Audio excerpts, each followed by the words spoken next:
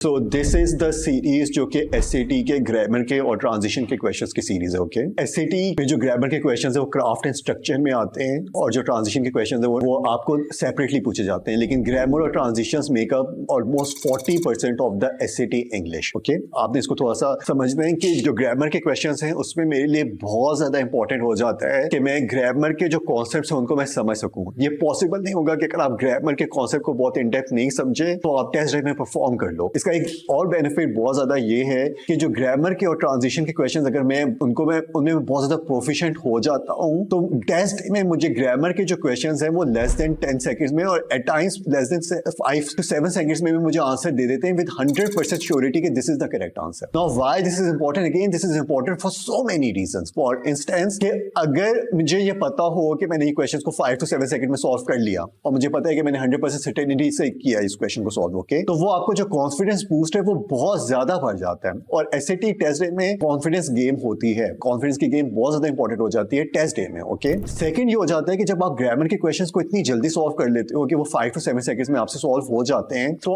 आपके पास बाकी क्वेश्चंस के लिए टाइम बहुत ज्यादा बच जाता है। फॉर इंस्टेंस एसएटीज में और किसी भी स्टैंडर्डाइज्ड टेस्ट में क्वेश्चंस ऐसे होते हैं जो आपको टाइम में बीट करने की कोशिश करते हैं। वो नॉट नेसेसरीली वो मुश्किल क्वेश्चंस होते हैं लेकिन वो टाइम पे बीट करने के लिए होते हैं, क्योंकि ये टेस्ट मेकर की स्ट्रेटेजी होती है कि जहां पे वो आपको डिफिकल्टी पे बीट नहीं कर सक रहा वो आपको टाइम पे बीट कर जाए। क्योंकि अगर आप टाइम बहुत ज्यादा वेस्ट कर देते हो टेस्ट डे में तो आप पैनिक हो जाओगे। अगर आप पैनिक हो जाते हो, अगर आप पैनिक जोन में चले जाते हो, फिर क्या प्रॉब्लम हो जाती है कि you will not be able to think straight. अच्छा, so what is the fundamental of a sentence? जो core of the sentence होता है वो क्या होता है? So what is actually a sentence?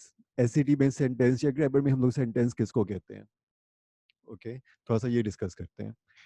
सो जो सेंटेंस होता है उसके you have two core parts of a sentence. जो सेंटेंस होता है उसके टू कोर पार्ट्स होते हैं। Okay, so one is the subject and the other one is the verb. Okay, so if you have a subject and verb then it can be a sentence. ठीक है, so it can be a sentence. So why it is not necessarily a sentence, कि जो क्योंकि जो sentence होता है उसमें we have something which is called an independent clause. Okay, because this is something जो कि हम लोग आगे यूज करते रहेंगे टर्म्स, और इसलिए इनके साथ थोड़ा सा कंफर्टेबल होना जरूरी है। सो जो सेंटेंस होता है उसमें we have a subject and we have a verb, लेकिन जो कि सब्जेक्ट और वर्ब अगर मिल जाते हैं तो it can be a sentence. It can be a sentence, it is still not necessarily a sentence, क्योंकि जो सेंटेंस होता है उसमें necessarily you have an independent clause. अब ये इंडिपेंडेंट क्लॉज क्या होता है और सब्जेक्ट क्या होता है, वर्ब क्या होता है, इस सब को हम लोगों ने देखना है। ये बेसिक्स का बिल्कुल एक एक चैप्टर है। सो थोड़ा सा देखो कि अभी मैंने कहा कि जो क्लॉज होता है, सब्जेक्ट और वर्ब जब मिल जाते हैं तो इसका मतलब है कि ये सेंटेंस हो सकता है। ये उस वक्त सेंटेंस होगा जब ये सब्जेक्ट और वर्ब मिलके इंडिपेंडेंट क्लॉज बन रहे हैं।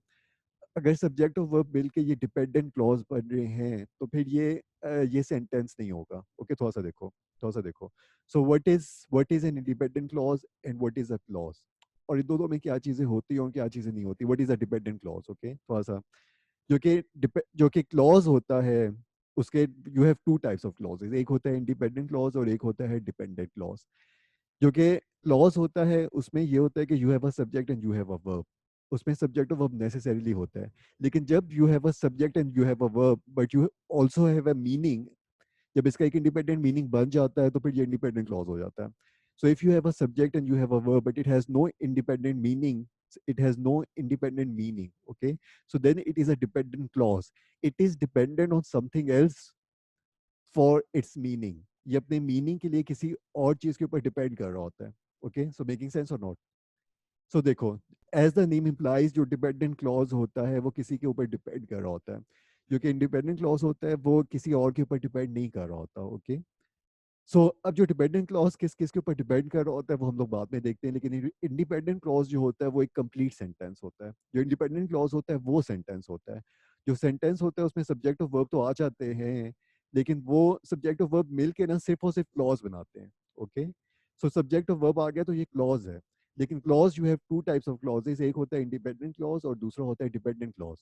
जब सब्जेक्ट और वर्ब होंगे तो फिर अगर इंडिपेंडेंट मीनिंग भी होगा तो ये इंडिपेंडेंट क्लॉज बन गया, और इंडिपेंडेंट क्लॉज जो होता है वो सेंटेंस होता है। ओके, जो कि डिपेंडेंट क्लॉज होता है उसमें इंडिपेंडेंट मीनिंग नहीं होता, इसकी वजह से वो सेंटेंस नहीं होता। Okay, so what is the code for a sentence के उसमें नंबर वन सब्जेक्ट होना चाहिए, नंबर टू उसमें वर्ब होना चाहिए, नंबर थ्री उसका इंडिपेंडेंट मीनिंग भी होना चाहिए। ओके, तो फिर ये कंप्लीट सेंटेंस होता है। Let me summarise it again कि for a sentence you need a subject, you need a verb and you need an independent meaning as well. अब इंडिपेंडेंट मीनिंग क्या होता है? So if I say lazy students whine, okay? So lazy students whine. अगर मैं ये lazy ना भी कहूँ, अगर मैं कहूँ students whine, तो फिर basically यहाँ पे you have a subject and you have a verb. और इसका एक इंडिपेंडेंट मीनिंग भी है। ओके, सो किस किस चीज का इंडिपेंडेंट मीनिंग नहीं होता? अगर मैं ये कहूँ कि I worked hard, I worked hard, तो it has an independent meaning as well. Okay, क्योंकि ये एक इंडिपेंडेंट मीनिंग किस तरह बन रहा है और ये इंडिपेंडेंट क्लॉज किस तरह बन रहा है कि आपके पास सब्जेक्ट है और आपके पास वर्ब है, फिर ये सब्जेक्ट और वर्ब मिलके एक इंडिपेंडेंट क्लॉज बना रहे हैं। अगर मैं ये कहूँ कि although I worked hard, do you think that it has an independent meaning? Anyone? So let me see who is the smartest in the class. Do you think it Uh, has an independent meaning? I don't think so because it's not talking specifically, it's talking overall. So it has no independent meaning. I don't know what is meant by specifically, but the thing is, Mohammed, that it is, if somebody says to you that although I worked hard, so you will wait for him to complete his sentence. You know intuitively that it is not a complete sentence. He has not yet talked. He's not done with the talking, right? If a person says to you, although I worked really hard or although I worked hard, you will still wait for him to complete his sentence. You intuitively know that he has not completed his sentence as of yet. Making sense? Yeah, yeah, perfect. Yeah. So the thing is why this is so, because it has no independent clause or no main clause attached with it. Okay. So this thing is subordinate to something else. This is subordinate to the independent clause. Okay, so it is subordinate to the main clause, it is not the main clause. Okay, so we have a subject, yes, we have a subject, I is a subject, word is a verb. Okay, so I have a subject, I have a verb, but it has no independent meaning, so it is a dependent clause. This is a subject and this is a verb, it also has an independent meaning, it is not dependent on anything else. So it has a subject, it has a verb, but it also has an independent meaning, therefore it is an independent clause as well. This is an independent clause and this is a dependent clause. It it has no independent meaning of its own. Okay, so if somebody says students whine, you have a subject and you have a verb, you and it has an independent meaning as well, so this is a complete sentence. Making sense? This is not a complete sentence even though I have a subject and I have a verb, but because of this subordinate conjunction, this is something which is called subordinate conjunction. Because of this subordinate conjunction, now this is a subordinate clause. This is subordinate to something else. Because it is subordinate to something else, it is not an independent clause, it is subordinate to something else, it is subordinate to the independent clause. Making sense, guys? Making sense? Let me know. Mohammed, Jaski, Mohammed, if they are Ryan, so you guys please let me know.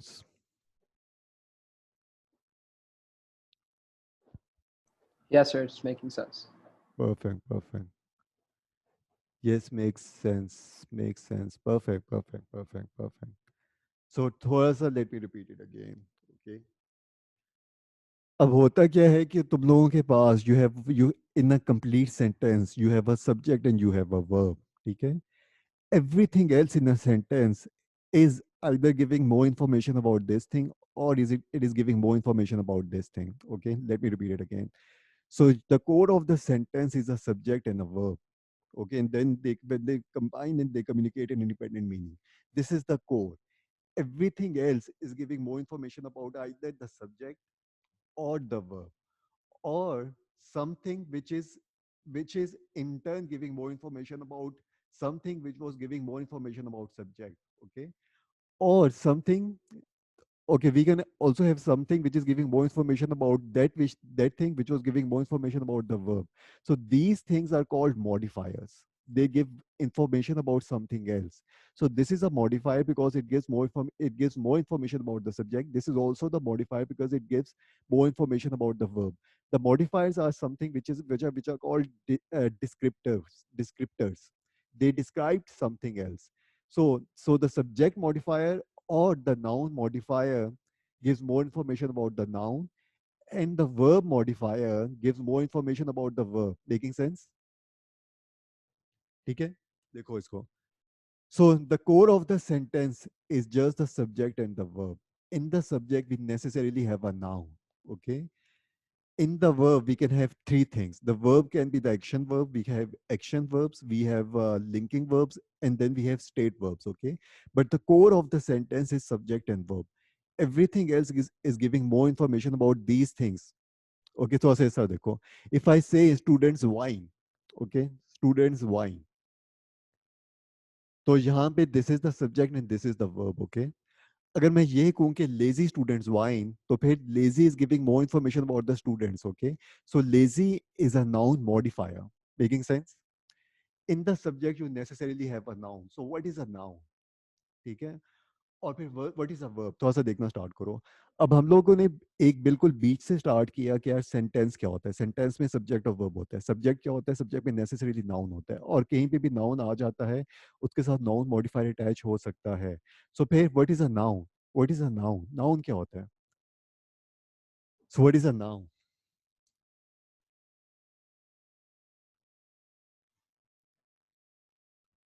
जो कि noun है वो क्या होता है? Sir, a noun can be anything with anything, basically a name for something. So perfect. Noun is the name of anything. Just give me a second.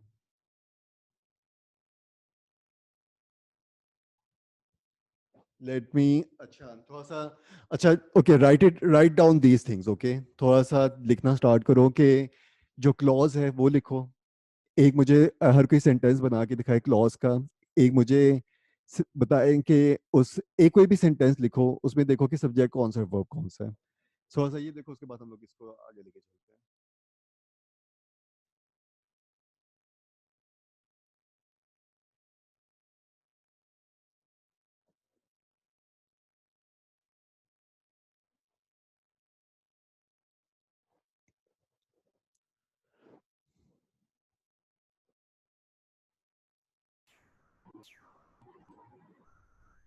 So write down the clauses. हो गया. उसमें थोड़ा सा देखो कि subject कौन सा है और वर्ब कौन सा है, और फिर इनको हम लोग डिस्कस करते हैं.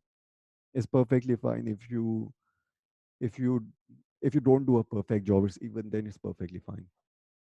लेकिन देखो कि सब्जेक्ट और वर्ब होता क्या है, उसकी भी सिग्निफिकेंस क्या होती है. सो यू गाइस अंडरस्टैंड कि जो पंक्चुएशंस होते हैं वो काफ़ी इंपॉर्टेंट होते हैं. लेकिन जो पंक्चुएशंस होते हैं वो यूजेज उसी वक्त आता है जबकि फंडामेंटल्स का यूजेज आता है. जब पता चलता है कि यार सब्जेक्ट क्या है और वर्ब क्या है, फिर ही पंक्चुएशंस का यूजेज पता चलता है. क्योंकि सब्जेक्ट और वर्ब के बीच में पंक्चुएशन अगर आता है तो वो फिर बहुत स्पेसिफिक केस होता है. उसका मतलब ये होता है कि you will have necessarily another punctuation. अगर सब्जेक्ट और वर्ब के बीच में एक कॉमा आ रहा है तो फिर necessary you will have another comma, और उसको हम लोग कहते हैं कि this is something which is a non essential clause. तो ये सारी चीज़ें जो होती हैं ये लिंक्ड होती हैं कि बिल्कुल फंडामेंटल्स के साथ भी, कि यार सब्जेक्ट क्या है, वर्ब क्या है, इंडिपेंडेंट क्लॉज क्या है. क्योंकि इंडिपेंडेंट क्लॉज में अगर अगर एक कॉमा आएगा तो नेसेसरीली एक अदर कॉमा भी आएगा. सब्जेक्ट और वर्ब के बीच में you can not have single comma. Subject और वर्ब के बीच में necessarily if you have a comma या फिर डैशेस तो वो हमेशा पेयर्ड में होते हैं. ओके. तो फिर इसका मतलब क्या है, सब्जेक्ट और वर्ब क्या होते हैं इसका पता होना जरूरी है. उसके बाद सब्जेक्ट और वर्ब का रिलेशनशिप एग्जैक्टली क्या होता है इसका भी होना. You need to know these things as well, कि what is the relationship of subject and verb. If you are comfortable with these relationships तो फिर ही हम लोगों को जो कि पंक्चुएशंस होते हैं वो पता चलते हैं. जो हम लोगों को ट्रांजिशन के वर्ड्स होते हैं वो पता चलते हैं कि वो किस तरीके से ऑपरेट करें. फिर हमें पता चलता है कि मॉडिफायर्स हैं वो किस तरीके से ऑपरेट करते हैं. So the fundamental of SAT grammar is subject क्या है और वर्ब क्या है, और सब्जेक्ट के अंदर क्या क्या चीज़ें हो सकती हैं. सब्जेक्ट के अंदर नेसेसरीली जो सब्जेक्ट का जो कि इंडिस्पेंसिबल कॉन्स्टिट्यूट होता है वो किसी भी सब्जेक्ट का वो नाउन होता है. Okay. So you cannot have a subject without a noun. Subject में necessarily you have a noun, और जहाँ पे भी noun आता है, whenever you have a noun, कहीं पे भी नाउन हो तो उसके साथ नाउन मॉडिफायर्स अटैच हो सकते हैं। तो फिर नाउन मॉडिफायर्स एग्जैक्टली क्या चीज़ होती है वो उसको भी हम लोग डिस्कस करेंगे। बट थोड़ा सा इसको फॉलो करने की कोशिश करो जो कि चेन है कि the simplest of the thing is the clause. जो कि कोई भी सेंटेंस होता है वो इंडिपेंडेंट क्लॉज होता है। जो इंडिपेंडेंट क्लॉज है उसको हम लोग मेन क्लॉज भी कहते हैं, ठीक है। So main clause, if it is a clause, it necessarily has a subject and it necessarily has a verb. जो कि verb होता है वो हमेशा subject के साथ पेयर में आता है। You cannot have a verb without a subject. जो कि verb होगा तो उसके corresponding एक subject necessarily होगा, okay? So जो verb होता है फिर verb क्या होता है और noun ये exactly क्या चीज़ें होती हैं, थोड़ा सा इसको देख लो। जैसे अभी कहा कि अभी रेहान ने कहा कि जो कि सब्जेक्ट होता है जो कि नाउन होता है वो क्या होता है। So noun is the name of anything is a noun, okay. Name of anything is a noun. जो कि name of a person is also a noun, okay. So it is a noun, फिर you have a lot of kind of nouns, okay. So proper nouns होते हैं, improper nouns होते हैं, countable nouns होते हैं, बहुत सी तरह के नाउन होते हैं, बहुत ज़्यादा इसके एब्स्ट्रैक्ट नाउन्स होते हैं। लेकिन जो नाउन होता है इन इट्स सिंपलेस्ट फॉर्म, जो कि इसकी कोर डेफिनेशन होती है नाउन की, जैसे हम लोगों ने अभी डिफाइन किया कि जो कोर डेफिनेशन ऑफ सेंटेंस क्या होती है, इसी तरह जो कोर डेफिनेशन ऑफ नाउन होती है वो होती है name of anything is a noun, okay. So name of a person is a noun, name of a country is also a noun. अब name of activity is also a noun, this is something really important, okay. So name of an activity is also a noun. So कौन सी activity जो होगी उसका वो noun होगी। सो अगर मैं ये कहूँ कि swimming is my favorite activity, okay, swimming is my favorite sport, so swimming is a name of an activity, so this is also a noun, okay. So boxing is my favorite activity, boxing is also a noun. Playing cricket is my favorite activity, okay, playing cricket is my favorite activity, is my favorite activity, okay. So this is also a noun, okay. So जो nouns होते हैं उनको हम लोग identify किस तरह कर सकते हैं किसी भी सेंटेंस में। so जो कि नाउन जो कि सेंटेंस में, okay, so this is a keyword, sentence के अंदर हम लोग नाउन्स को आइडेंटिफाई किस तरह कर सकते हैं। जो कि सेंटेंस अगर है तो उसमें नेसेसरीली सब्जेक्ट है और नेसेसरीली वर्ब है। जो कि सब्जेक्ट और वर्ब दोनों पेयर में होते हैं, okay. So these are like north pole and south pole, हमेशा पेयर में होंगे ये। सो अगर वर्ब होगा तो फिर नेसेसरीली सब्जेक्ट भी होगा। सो क्या करना होता है नाउन को आइडेंटिफाई करने के लिए या सब्जेक्ट को आइडेंटिफाई करने के लिए, और नाउन और सब्जेक्ट में डिफरेंस क्या होता है उसको भी अभी हम लोग देख लेंगे। सब्जेक्ट को आइडेंटिफाई करने के लिए you ask the question who या व्हाट, ओके। हु या व्हाट का हम लोग क्वेश्चन करते हैं। Who wind, okay. सो अगर मैं ये कहूँ students wine, who wind, okay, so you attach who with the verb and you get the answer students wine. So student जो था वो noun था, okay. So जो कि subject होता है उसके जो question होते हैं वो who होता है और what होता है, okay. किस तरह question करना होता है कि you attach it with the verb. तो अगर मैं ये कहूँ कि Ali, so this person loves apples, okay. So this person loves apple, okay. So who loves apples, so this person, okay. So जो कि क्या किए हम लोगों ने सिर्फ नाउन को आइडेंटिफाई करने के लिए जो वर्ब था उसके साथ हु या व्हाट लगा दिया, उसका जो आंसर मुझे मिलता है वो जो होता है वो सब्जेक्ट होता है, ओके। और सब्जेक्ट में नेसेसरी नाउन होता है। सो व्हाट इज, अगर अभी मैं थोड़ा सा इसमें डिफरेंशिएट कर रहा हूँ कि जो सब्जेक्ट है उसमें नाउन होता है, जो कि नाउन हर जो सब्जेक्ट होते हैं ना, सो every subject is a noun, okay, but every noun is not a subject. इसको देखो, तो जो नाउन है वो एक कैटेगरी होती है, ओके। सो जो every subject is a noun, so this is a category. So every subject is a noun, but every noun, this is also a noun, this is also a noun, okay. These two things are noun but they are not the subjects, okay। तो इसको देखो किस तरह, how is it possible? So if I say कि Ali,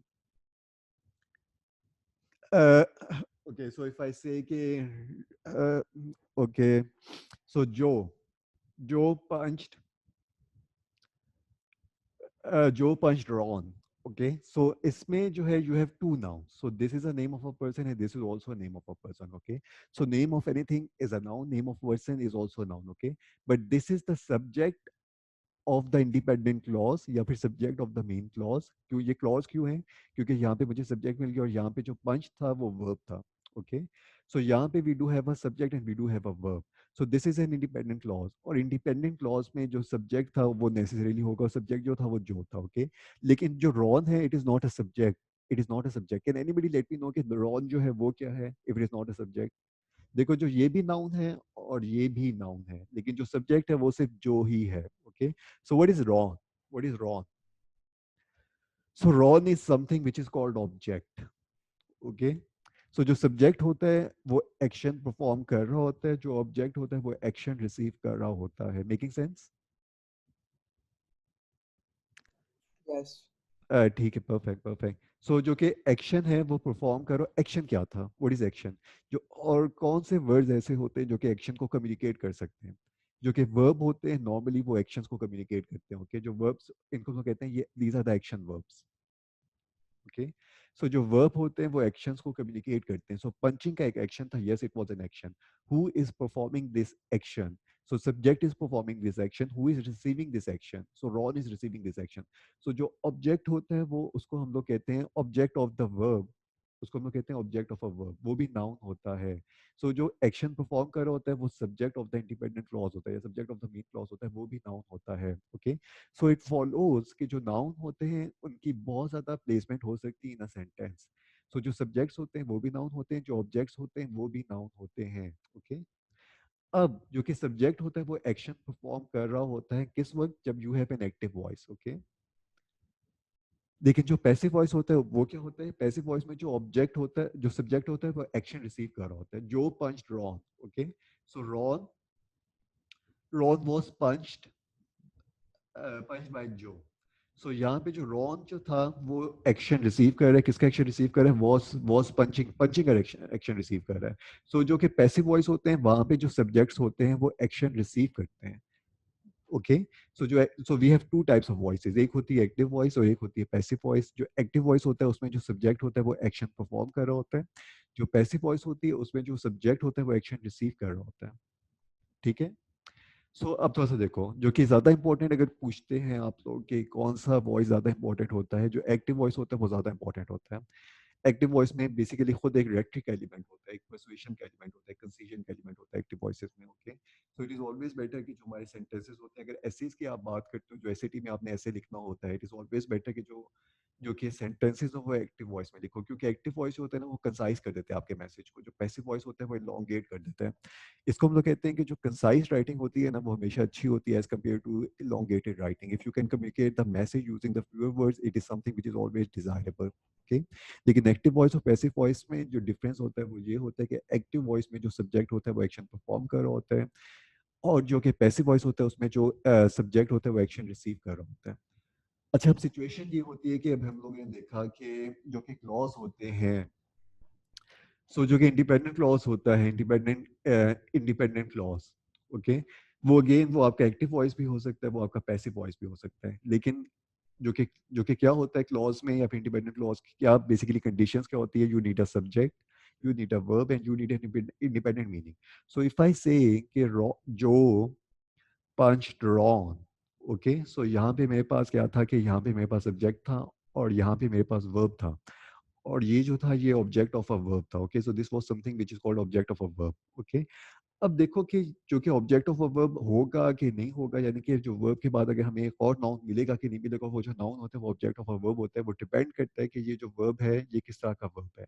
there are some verbs जो कि object नहीं लेते, उनके लिए हमें जो कि वर्ब की जरूरत नहीं पड़ती। ओके, सो अगर मैं ये कहूँ कि अगर मैं ये कहूँ कि आई जंप्ड, ओके, सो जो कि उसके बाद I don't ask a question who या व्हाट। ओके, सो एक जंपिंग का एक्शन था जो मैंने कर दिया, परफॉर्म कर दिया। अब जंपिंग एक ऐसा वर्ब है जो कि डायरेक्ट ऑब्जेक्ट नहीं लेता, but there are also the verbs जो कि डायरेक्ट ऑब्जेक्ट लेते हैं, उनके बाद आपने जो कि डायरेक्ट ऑब्जेक्ट लिखना होता है। ओके, सो अगर मैं ये कहूँ कि I Ali eats, okay, so Ali eats what? Okay, so Ali eats, this person eat Ali, okay, this person eat apples. Okay, so यहाँ पे जो एप्पल्स था वो क्या था कि वो ऑब्जेक्ट ऑफ अ वर्ब था। जो ऑब्जेक्ट ऑफ अ वर्ब होता है या फिर जो ऑब्जेक्ट होता है, okay, so if it is an object तो वो नेसेसरीली हूम या फिर व्हाट का आंसर देता है। ओके, हूम का या व्हाट का आंसर देता है जो ऑब्जेक्ट्स होते हैं। जो सब्जेक्ट्स होते हैं वो किसका आंसर देते हैं? वो हु का या फिर व्हाट का आंसर देते हैं. सो this is something which is थोड़ा सा माइन्यूट डिफरेंस होता है. जो हु है उसका आंसर मिलता है, वो हमें सब्जेक्ट मिलता है, लेकिन जो हूम है उसका आंसर मुझे मिलता है, मुझे ऑब्जेक्ट मिलता है. ओके, सो अब थोड़ा सा देखो, अभी हम लोगों ने थोड़ी देर पहले कहा था कि जो कि आपका कंप्लीट सेंटेंस होता है, द कंप्लीट सेंटेंस. ओके, ये हम लोग ये क्यों कर रहे हैं, इसका रीजन क्या है? अच्छा, मेरा अभी हम लोगों का एक लास्ट ग्रुप था, उसमें एक लड़का था साथ. Okay, so he is a really intelligent person. So उससे मेरी इनफैक्ट कल बात हो रही थी. सो वो ये कह रहा था कि मैं पूरे कंप्लीट मॉक टेस्ट ले रहा हूँ, जो कि एससीटी के मॉक टेस्ट होते हैं जो हमारी वेबसाइट पे भी भरे हैं. वो ये कह रहा था कि मेरे सिर्फ और सिर्फ या एक या दो गलत हो रहे हैं, मैक्सिमम एक या दो क्वेश्चन गलत हो रहे हैं कंप्लीट मॉक टेस्ट में. So what I want to say कि अगर इस तरह की सिचुएशन होती है, अगर आप लोगों को इस तरह की सिचुएशन चाहिए होती है कि जो कि राइटिंग है उसमें परफेक्ट स्कोर आए, तो हमेशा ना हमेशा मुझे हम लोगों को जो कि कॉन्सेप्ट्स हैं उनकी एब्सोल्यूट मास्टरी जरूरी होती है. ओके, सो एब्सोल्यूट मास्टरी ये कि यार देखते साथ पता चल जाए कि यार ये सब्जेक्ट है, ये वर्ब है, उसका उसका सिग्निफिकेंस क्या होता है. उसका सिग्निफिकेंस ये होता है, जो मैं थोड़ी देर पहले कह रहा था, कि अगर पंक्चुएशन सब्जेक्ट और वर्ब के बीच में आ जाता है, अगर एक पंक्चुएशन आता है तो नेसेसरीली जो कि एक और पंक्चुएशन मुझे यहाँ पे मिल जाएगा. But if you have a subject and verb, लेकिन अगर उसके बाद मुझे पंक्चुएशन मिल रहा है, नॉट नेसेसरीली मुझे एक और पंक्चुएशन मिलेगा यहाँ पे. ओके, सो अगर मुझे सब्जेक्ट और वर्ब से पहले एक अगर पंक्चुएशन मिल रहा है, नॉट नेसेसरीली मुझे एक और भी पंक्चुएशन मिले. ओके, लेकिन अगर सब्जेक्ट के बाद और वर्ब से पहले मुझे अगर एक पंक्चुएशन मिल गया, तो मुझे नेसेसरीली एक और पंक्चुएशन सब्जेक्ट और वर्ब के बीच में भी मिलेगा. सो this is something which is called punctuation. जो पंक्चुएशन होती हैं वो एसएटी में बहुत इंपॉर्टेंट होती हैं, लेकिन इनको कभी भी ना हम लोग इंडिपेंडेंटली नहीं कर सकते. पंक्चुएशंस की मास्टरी हम लोग नहीं कर सकते जब तक हमें जो कि फंडामेंटल्स है वो पता नहीं है कि यार सब्जेक्ट क्या है और वर्ब क्या है. जो सब्जेक्ट होता है उसमें क्या चीज़ आती है. कोई भी कंप्लीट सेंटेंस होता है उसमें सब्जेक्ट, जो इंडिपेंडेंट क्लॉज जो होता है उसमें necessary you have one subject, और यानी कि मुझे एक नाउन तो मिलेगा, लेकिन इट इज ऑल्सो पॉसिबल कि मुझे एक और नाउन भी मिल जाए, लेकिन वो सब्जेक्ट नहीं होगा, वो कुछ और हो सकता है. ओके, वो ऑब्जेक्ट हो सकता है. अब जो अभी तक हम लोगों ने डिस्कशन की थी वो ये थी कि जो कि ऑब्जेक्ट ऑफ अ वर्ब था वो क्या होता है. जिस तरह अगर हम लोग ये कहें कि जो जो पंच रॉन. ओके, सो जो रॉन था वो ऑब्जेक्ट ऑफ अ वर्ब था. ओके, उसने एक्शन जो वर्ब के अंदर था वो रिसीव किया था. ओके, सो अगर मैं ये कहूँ कि ओके, अगर मैं ये कहूँ कि so Sachin Sachin Tendulkar, okay, one of the best cricketers, और बहुत ही मेरा फेवरेट क्रिकेटर है Sachin Tendulkar. Okay, Sachin scored a century. Okay, Sachin Tendulkar scored a century. अब इसमें बेसिकली ये सिचुएशन है कि व्हाट इज अ सब्जेक्ट. जो सब्जेक्ट है उसमें नेसेसरी नाउन मिलेगा. नाउन क्या होता है कि name of anything is a noun, name of person is also a noun. तो यहाँ पे जो सचिन था वो नाउन था, जो कि स्कोर्ड था वो क्या था, वो मेरे पास वर्ब था. Okay, he scored what, he scored a century. और जो सेंचुरी था, अ सेंचुरी, ये हम लोगों के पास ये भी एक नाउन था, लेकिन जो ऑब्जेक्ट ऑफ अ वर्ब था. ओके, मुझे किस तरह मैंने आइडेंटिफाई किया कि ये भी नाउन है, क्योंकि इसके साथ आर्टिकल अटैच था. So we have three articles in grammar. Okay, एक होता है आ, एक होता है और कौन सा आर्टिकल होता है, can anybody let me know जल्दी से. We have three articles in grammar. जो राइटिंग होती है उसमें थ्री आर्टिकल्स होते हैं. ओके, एक होता है आ, एक होता है एन, एक होता है the. Okay, no problem at all. लेकिन जो जो ये होते हैं ये आर्टिकल्स होते हैं. अब बेसिकली आपसे ये नहीं पूछता कि कौन सा आर्टिकल लगना है, लेकिन आर्टिकल की फिर सिग्निफिकेंस है कैसे में. If you have an article attached with something, it is necessarily a noun. उसके बाद मुझे हमेशा नाउन मिलेगा. जो आर्टिकल्स होते हैं ना वो एक तरह से एडजेक्टिव्स की तरह ऑपरेट करते हैं. सो व्हाट इज एन एडजेक्टिव, ये भी हम लोग देख लेते हैं. लेकिन अगर अगर मुझे कहीं पे भी बेसिकली अगर आर्टिकल मिल जाता है तो उसका मतलब है कि उसके बाद मेरे पास नेसेसरी नाउन आएगा. तो ये भी नाउन था. ओके, लेकिन ये किस तरह का नाउन था, ये तो object of a verb. Okay, Sachin, और जो ऑब्जेक्ट्स होते हैं वो किसका आंसर देते हैं, जो ऑब्जेक्ट्स होते हैं वो होम का या व्हाट का आंसर देते हैं. Sachin scored what, Sachin scored a century. तो मुझे व्हाट का या होम का आंसर मिल गया. यस, मुझे व्हाट का आंसर मिल गया, होम का नहीं मिला, लेकिन कोई बात नहीं, मुझे किसी का एक का भी मिल जाए तो इट इज परफेक्टली फाइन. तो Sachin scored what, Sachin scored a century. So जो सेंचुरी था वो ऑब्जेक्ट ऑफ अ वर्ब था, और ऑब्जेक्ट जो होते हैं वो भी नाउन होते हैं. मुझे किसी और के साथ पता चल सकता है ये भी नाउन था, क्योंकि इसके साथ आर्टिकल अटैच था. अगर आर्टिकल अटैच किसी भी चीज के साथ हो सकता है, वो सिर्फ और सिर्फ नाउन के साथ ही अटैच हो सकता है. सो दिस इज समथिंग जो भी हम लोगों ने देखा कि बेसिकली जो कि नाउन होते हैं वो क्या होते हैं. क्योंकि नाउन को हम लोग क्यों इतना देख रहे हैं, क्योंकि जो कि सेंटेंस होता है एसएटी का सेंटेंस। यानी कि अगर एसएटी में अगर आप देखते हो अपने पैराग्राफ में कि अगर आपको एक फुल स्टॉप मिल गया और उसके बाद एक और फुल स्टॉप मिल गया, तो इसके बीच में अगर कुछ आ सकता है तो वो कंप्लीट सेंटेंस आ सकता है, वो नेसेसरीली सेंटेंस ही होगा। जो सेंटेंस होता है वो क्या होता है, सेंटेंस ग्रामेटिकली उसको हम लोग ये कहते हैं कि उसमें necessarily you have at least one independent clause, उसमें एक नेसेसरीली इंडिपेंडेंट क्लॉज होता है सेंटेंस में। और इंडिपेंडेंट क्लॉज क्या होता है कि उसमें सब्जेक्ट होगा, उसमें वर्ब होगा, उसका इंडिपेंडेंट एक मीनिंग भी होगा। तो अगर मैं ये कहूँ कि जो पंच्ड ऑन, तो ये इसमें सब्जेक्ट भी था, इसमें मेरे पास वर्ब भी था, इसका एक इंडिपेंडेंट मीनिंग भी था, ये इंडिपेंडेंट क्लॉज था, इंडिपेंडेंट क्लॉज था। सेंटेंस की कंडीशन ये होती है कि you need at least one independent clause, तो इसके बीच में यहाँ पे इस तरह की सिचुएशन आ सकती थी, विच इज परफेक्टली ओके। सो ये बेसिकली आपकी सिचुएशन होती है। सेकंड और क्या होता है कि मुझे जो अभी मैंने थोड़ी देर पहले कहा था कि अभी हम लोग देख रहे हैं, बिल्कुल फंडामेंटल्स देख रहे हैं कि सब्जेक्ट क्या होता है और वर्ब क्या होता है। सो जो कि सब्जेक्ट होता है उस पर नेसेसरीली नाउन आता है। देख जो कि अब हम लोगों ने कहा था कि जो हर सब्जेक्ट होता है ना वो नेसेसरीली उसमें नाउन होगा, लेकिन हर नाउन जो होता है वो सब्जेक्ट नहीं होता। वो भी हम लोगों ने देख लिया कि हम लोगों के पास एक और नाउन भी होता है जिसको हम लोग कहते हैं it is an object of a verb. Okay, so जो ऑब्जेक्ट ऑफ अ वर्ब था वो कौन सा था? इफ आई से कि जो पंच्ड रॉन, तो जो रॉन था वो ऑब्जेक्ट ऑफ अ वर्ब था। ओके, इसी तरह we have something which is called object of a preposition, जो कि ऑब्जेक्ट ऑफ अ प्रेपोजिशन होता है because it is an object, it is also a noun. जो कि सब्जेक्ट्स होते हैं और जो ऑब्जेक्ट्स होते हैं वो नाउन ही होते हैं। जो सब्जेक्ट होते हैं we have one type of subject, just एक सब्जेक्ट होता है जो वर्ब के कॉरस्पॉन्डिंग आता है। कहीं पे भी वर्ब मिल गया उसके कॉरस्पॉन्डिंग एक सब्जेक्ट नेसेसरीली होगा, लेकिन कहीं पे भी वर्ब मिल गया उसके necessarily object of a verb it is possible हो, इट इज पॉसिबल ना हो। कि कुछ वर्ब ऐसे होते हैं कि जो डायरेक्ट ऑब्जेक्ट लेते हैं, जो डायरेक्ट ऑब्जेक्ट इनको हम लोग कहते हैं जो वर्ब के बाद आते हैं। ओके, सो कुछ ऑब्जेक्ट्स ऐसे, जो कुछ वर्ब्स ऐसे होते हैं जो डायरेक्ट ऑब्जेक्ट लेते हैं। ओके, जिस तरह से कि और कुछ वर्ब्स होते हैं जो डायरेक्ट ऑब्जेक्ट नहीं लेते, जैसा कि मैं ये कहूँ कि जो जंप्ड, ओके, तो फिर this is a complete sentence. So लेकिन अगर मैं ये कहूँ कि जो पंच्ड, तो फिर you will ask whom he punched, you से कि जो punched Ron. Okay, so basically कुछ वर्ब्स ऐसे होते हैं जो डायरेक्ट ऑब्जेक्ट लेते भी हैं, उनको हम ट्रांजिटिव और इंट्रांजिटिव कहते हैं कि वो एसटी में जरूरत नहीं, उसमें इसमें इससे आगे जाने की जरूरत नहीं है। सो अगर हम लोग ये बात करें कि जो कि एक कंप्लीट सेंटेंस है उसमें मुझे सब्जेक्ट और वर्ब तो नेसेसरीली मिलेगा। Okay, it is also possible कि मुझे फिर डायरेक्ट ऑब्जेक्ट भी मिल जाए, और जो डायरेक्ट ऑब्जेक्ट होगा because it is an object तो वहां पे भी नाउन होगा। तो ये वाला जो नाउन होता है इसको मैं कहता हूँ this is an object of a verb. इसी तरह से there is also something which is called object of a preposition. Object of a preposition क्या होता है? जिसका ऑब्जेक्ट ऑफ अ वर्ब होता है ना वो वर्ब के बाद आता है। इसी तरह से you have something which is called object of a preposition, जो प्रेपोजिशन के बाद आता है।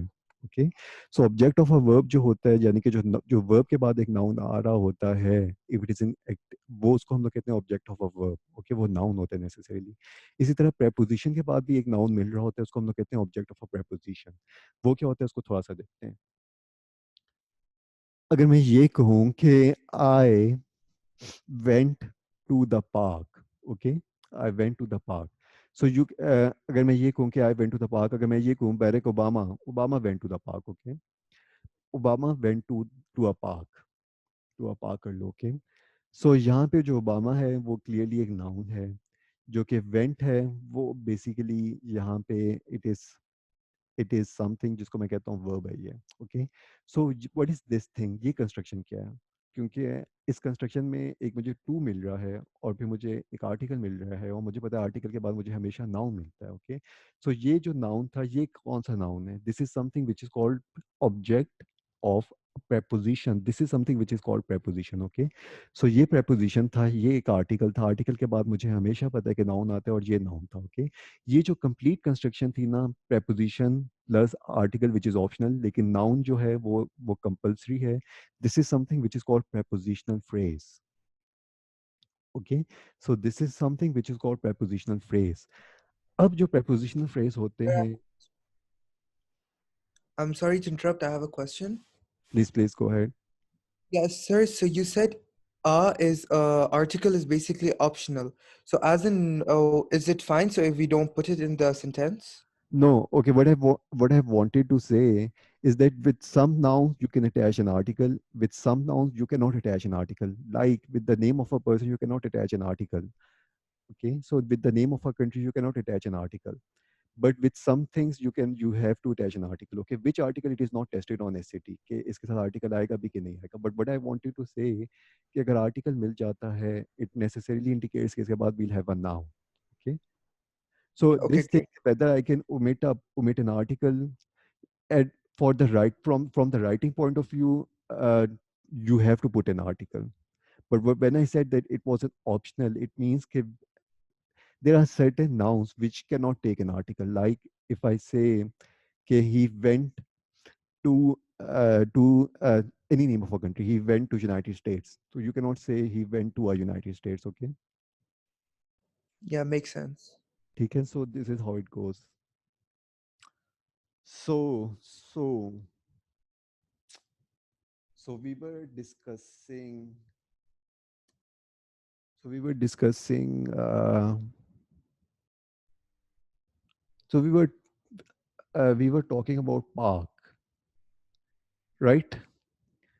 So yeah, we were talking about park that if I say Obama went to a park, so यहाँ पे Obama is a subject and went is a verb, और उसके बाद we have a construction which is called a prepositional phrase. Yes, we were talking about the prepositional phrase in fact. So prepositional phrase is something which starts with a preposition and it ends with the noun or noun equivalent. So this is again something very important. Noun equivalent. Okay. So what is it when I say that a prepositional phrase starts with a preposition and it ends with the noun or noun equivalent? When I say noun equivalent, it means I'm talking about those constructions, those part of speeches, those words which can perform the function of a noun. Okay. So what are those things which can perform the function of a noun? So noun, you understand that noun is noun necessarily subject has a noun, okay, but it in fact it not necessarily it has a noun, it can also have some construction which is noun equivalent. Okay, anything which can perform the function of a noun. So pronoun can also be the subject of a sentence. So if I say ke he went to a park, he is not actually a noun, he is technically speaking it is a pronoun. Okay, but pronoun can do everything which noun can do. So technically in the subject we don't have a, it is not necessarily that we have a noun, we have something which is called noun equivalent. Okay, so anything which can perform the function of a noun, pronouns can perform the function of a noun as well. In fact, pronouns are the copies of noun. Pronouns necessarily refer back to a noun. The source of a pronoun is a noun. Making sense? Making sense, guys? What is the relationship between a pronoun and noun? And when I say the subject is necessarily something which is a noun or noun equivalent, it means that we can have also those constructions as a subject which can perform the function of a noun. Like we can have the pronouns in its simplest form, they are the copies of noun. So they can do anything which a noun can do. A noun can be the subject of a sentence, so a pronoun can be the subject of a sentence as well. The noun can be the object of a preposition. Pronoun can also be the object of a preposition. The noun can be the object of a verb. The pronoun can be the object of a verb as well. Look at it here. So if I say punched Joe punched Ron, I can also say Joe punched him. Okay, so Joe punched him, अगर मैं ये कहूँ कि Sarah punched Ron. Okay, Sarah punched Ron. So if I can also say Sarah punched him stands for Ron. Him stands for Ron. Okay, so him is a very specific type of a pronoun which which refers back to Ron, and Ron was the source. Ron was the noun. So if there is no noun, you cannot use the pronoun. Okay, making sense? So just like the subjects and verbs exist in pair, the noun and pronoun also exist in pair. Making sense? And the pronouns can do everything which a noun can do. A noun can be the subject of a sentence. The pronoun can be the subject of a sentence. But those pronouns which can be the subject of a sentence, we have to use the subjective case. Okay. So the subjective case of Ron is he. The objective case of Ron is him. Okay, and the possessive case of Ron is his. Okay, so we have three types of nouns. One type is the subjective case, the other one is the objective case, and the third one is the possessive case. The subjective case pronouns are those pronouns which can perform the subject, which can perform the function of the subject. The subject was Sarah, so the subjective case of Sarah is she. Okay, the Ron was the object of object of a verb. The objective case of Ron is going, the pronoun for the Ron is he. The objective case of he is him. Okay, so the pronouns can do everything that a noun can do, because pronouns in essence they are the copy of a noun. Okay, so this is how it goes. Okay, so when I say noun equivalent, it means that that construction which can function as a noun. So we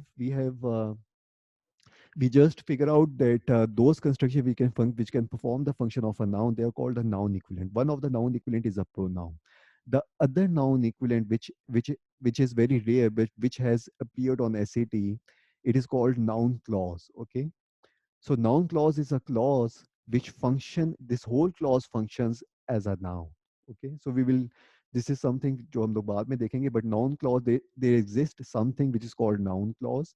This whole noun clause functions as a noun. Because this whole noun clause functions as a noun, I can to identify it, I can replace it with it. Okay, so if I say the fact that it is the fact the fact that it is hot outside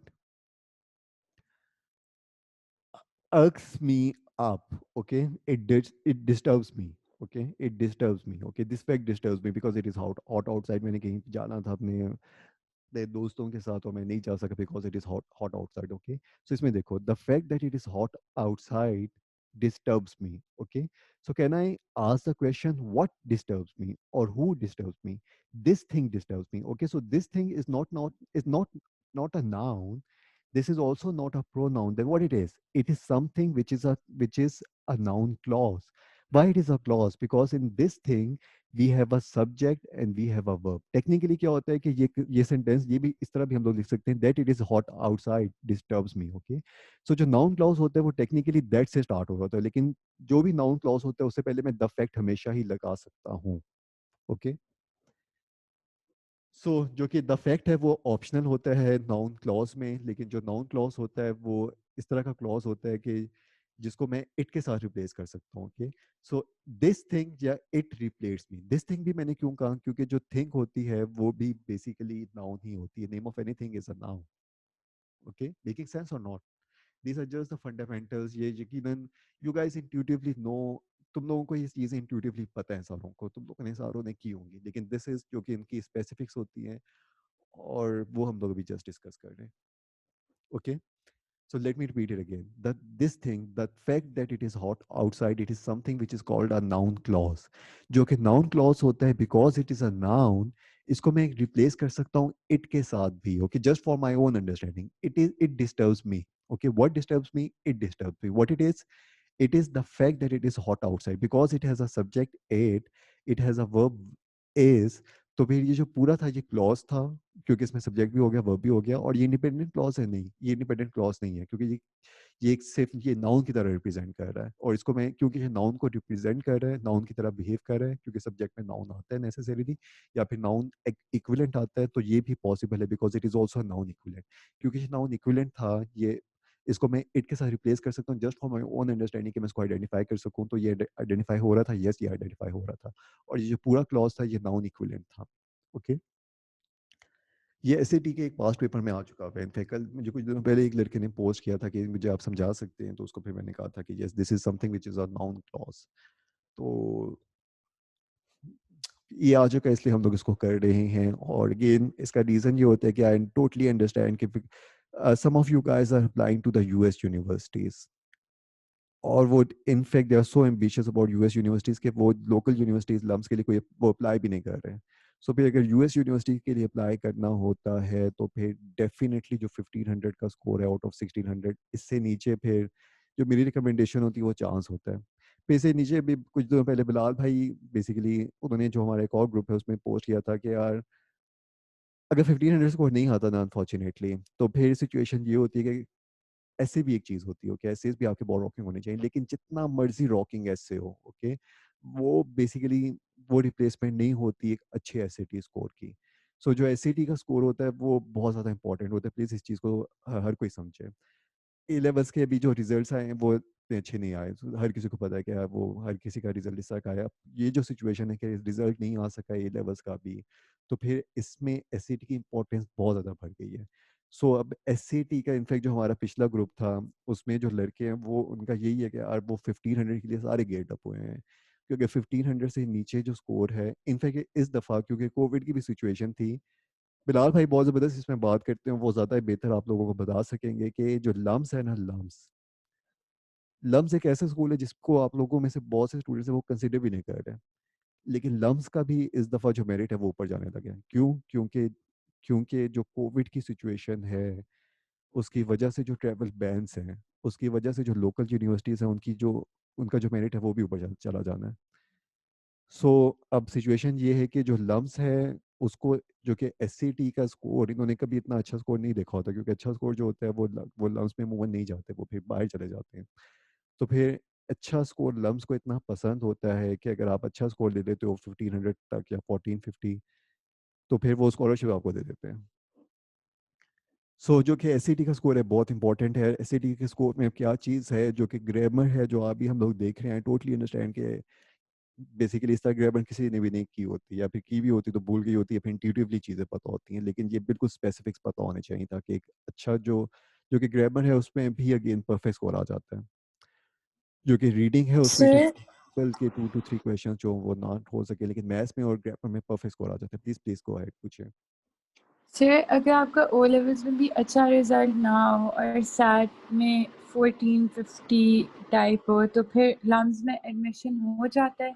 lumps में definitely admission हो जाएगा आपका, लेकिन ए levels का क्या score था?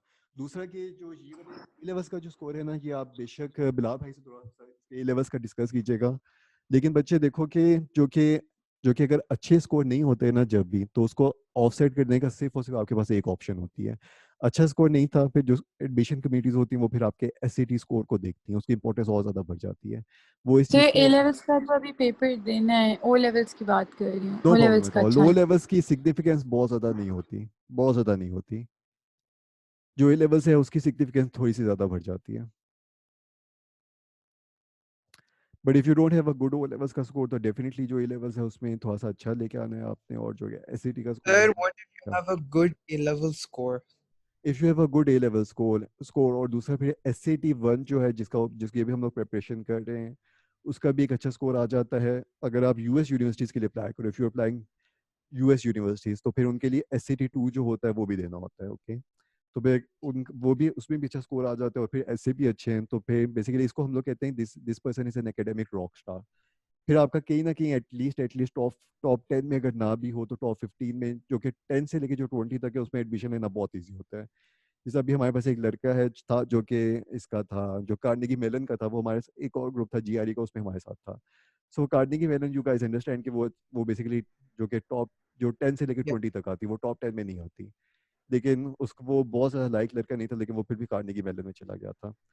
So if the thing is कि if you have a good A levels का स्कोर और फिर एसईटी 1 भी अच्छा आ जाता है और एसईटी 2 भी अच्छा आता है, तो फिर अगर टॉप 10 ना भी हो सके तो टॉप जो 10 से लेकर 20 तक है उसमें तो एडमिशन इजीली हो जाता है। जो टॉप 10 होती है वो बेसिकली, देखो, उसमें भी ना पॉसिबल होता है, जो टॉप 10 होती हैं वो बहुत कंपेटिटिव सिचुएशन होती है। इनफैक्ट अभी इस ग्रुप में हमारे साथ रुस्तम है, तो इनके भाई थे नॉर्थ वेस्टर्न के, तो जो नॉर्थ वेस्टर्न है वो भी बहुत अच्छी यूनिवर्सिटी है यूएस की। सो जो रुस्तम है, माशाल्लाह माशाल्लाह, वो भी एमआईटी और स्टैनफोर्ड के लिए बेसिकली कर रहे हैं, ठीक है। अब सिचुएशन ये होती है कि जो कि रुस्तम है, माशाल्लाह, he is like my younger brother, जो इनके भाई थे वो भी बिल्कुल मेरे भाइयों तरह की तरह हैं, सिकंदर। अब बेसिकली जो कि रुस्तम है, ही इज़ जो वो बेसिकली चेस का भी प्लेयर है, वो बहुत अच्छा प्लेयर है, वो एक लेवल पे चेस खेल चुका है, उसकी प्रोफाइल माशाल्लाह बहुत अच्छी प्रोफाइल है। तो फिर बेसिकली इस तरह की चीज़ें जो होती हैं ये भी मैटर करती हैं कि बेसिकली एक्स्ट्रा करिकुलर्स किस तरह की हैं, तो वो भी थोड़ा-सा वो भी कवर्ड अप होनी चाहिए सिचुएशन में। जस्ट एक्स्ट्रा करिकुलर नहीं, एक्स्ट्रा करिकुलर किस लेवल पे खेली हुई है आपने। एक्स्ट्रा करिकुलर 2 चीज़ों में आ जाती हैं। एक वो जो कि अरेंज्ड बाय स्कूल होती है, जैसे अगर कोई न्यूज़पेपर पब्लिशिंग है बाय स्कूल, उसमें उसमें किसी बॉडी की आप अच्छी पोस्ट पे हो, जैसे सेकंड जो एक्स्ट्रा करिकुलर्स होती हैं वो आउटसाइड ऑफ द स्कूल होती हैं। तो जो ज़्यादा इंपॉर्टेंट इसमें हो जाती है, जो इनसाइड ऑफ द स्कूल होती है, अगर वो है तो वो बहुत अच्छी बात है, अगर वो नहीं भी है, अगर आउटसाइड है तो वो भी बहुत अच्छी बात होती है। तो फिर ये चीज़ें So, नहीं मैटर करती। sir, so you're saying that American universities have a holistic view as well, right? Exactly, but the most important component is an SAT score.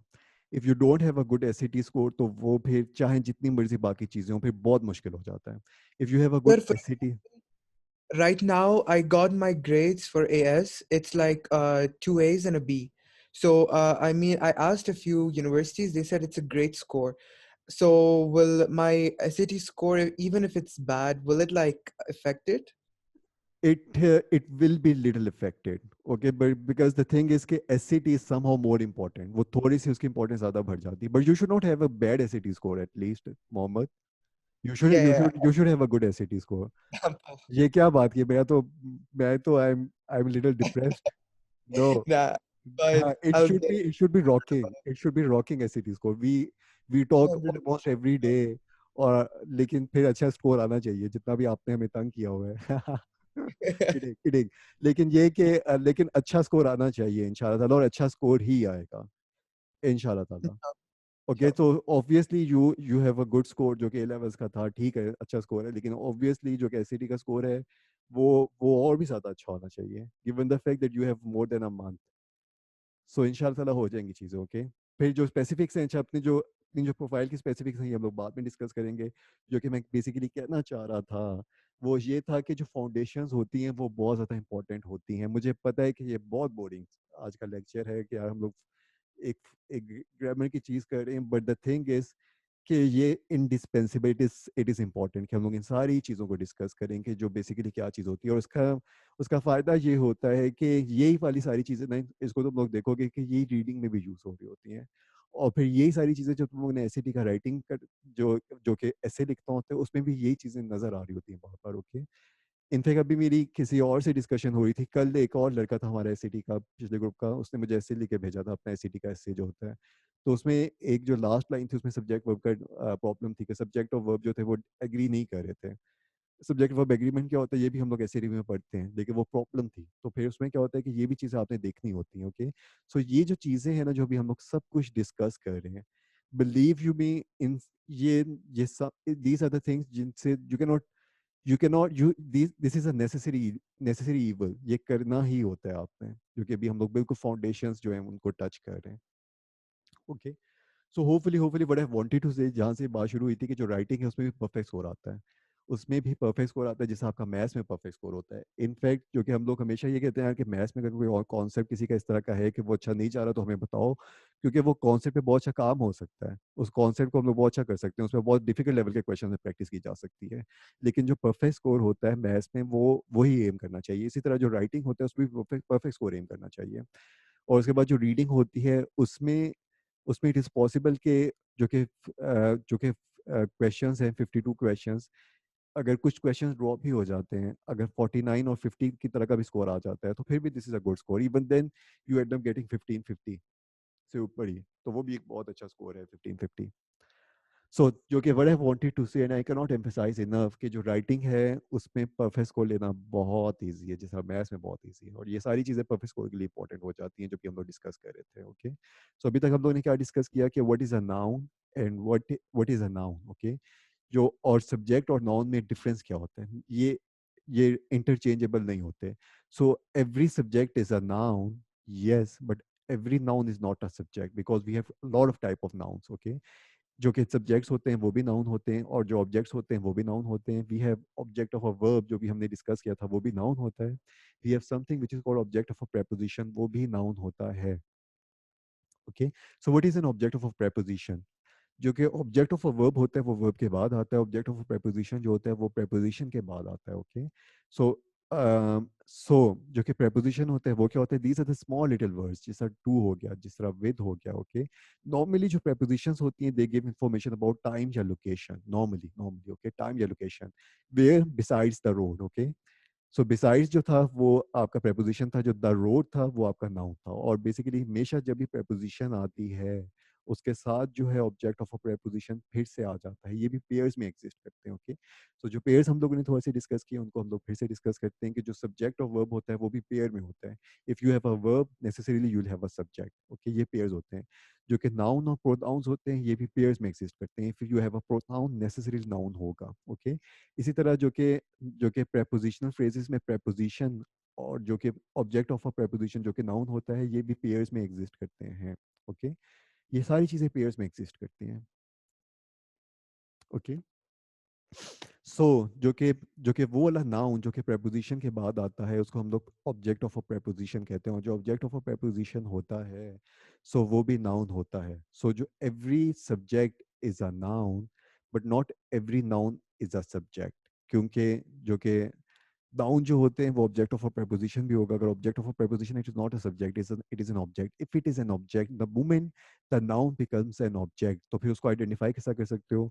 उसके क्वेश्चंस होते हैं whom के या फिर what का। ओके, whom या what जो होता है वो क्वेश्चन होता है for the object, regardless of the fact कि ये ऑब्जेक्ट ऑफ अ प्रेपोजिशन है या ऑब्जेक्ट ऑफ अ वर्ब है। जो कि सब्जेक्ट है उसका जो क्वेश्चन होता है वो what या who का क्वेश्चन होता है। what और who is a question for the subject. So this is the situation. ये बिल्कुल हम लोगों ने कोड बेसिकली भी इसको थोड़ा सा डिस्कस किया है कि यार सब्जेक्ट क्या होता है और वर्ब क्या होता है। अब थोड़ा सा हम लोग इसमें थोड़ा सा डिग करेंगे, लेकिन थोड़ा सा चीज़ों को देखेंगे और ज़्यादा डिटेल में, लेकिन जस्ट आफ्टर आफ्टर 5 मिनट्स की ब्रेक। जस्ट 5 मिनट्स की नहीं, जस्ट 2 मिनट्स की ब्रेक। इट इज 7:03, 7:04, 7:05 पे हम लोग दोबारा से मिल रहे हैं। Just 1 minute break.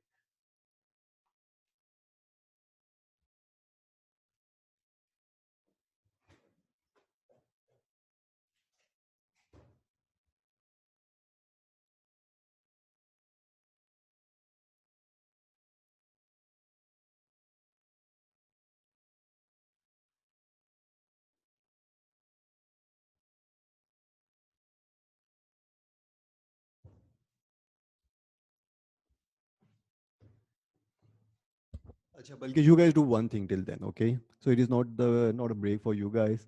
जो ये वाला जो है ना सेंटेंसेस जो कि लाइट लिखे हुए हैं, ओके, इसमें जो कि हर चीज़ है उसके बारे में मुझे बताओ कि यार basically this N independent clause या फिर नहीं, और इसमें सब्जेक्ट कौन सा है, वर्ब कौन सा है, प्रीपोजिशन कौन सा है, जो बाकी सारी चीज़ जो कि लाइट में वर्ड्स लिखे हुए हैं, दीज आर द वर्ड्स। इसको हम लोग कहते हैं टैगिंग। ओके, इस सारे की टैगिंग करो कि यार ये जो वर्ड है ये कौन सा वर्ड है और ये कौन सा वर्ड है, ये सब्जेक्ट है कि वर्ब है, फिर ये क्या चीज़ है, और ये फिर जो कि पूरा है ये सेंटेंस है भी कि नहीं है। ओके, ये सारे को करो, इन दोनों को फिर इसको डिस्कस करते हैं। Just 3 minutes, just 3 minutes, 3 minutes की break.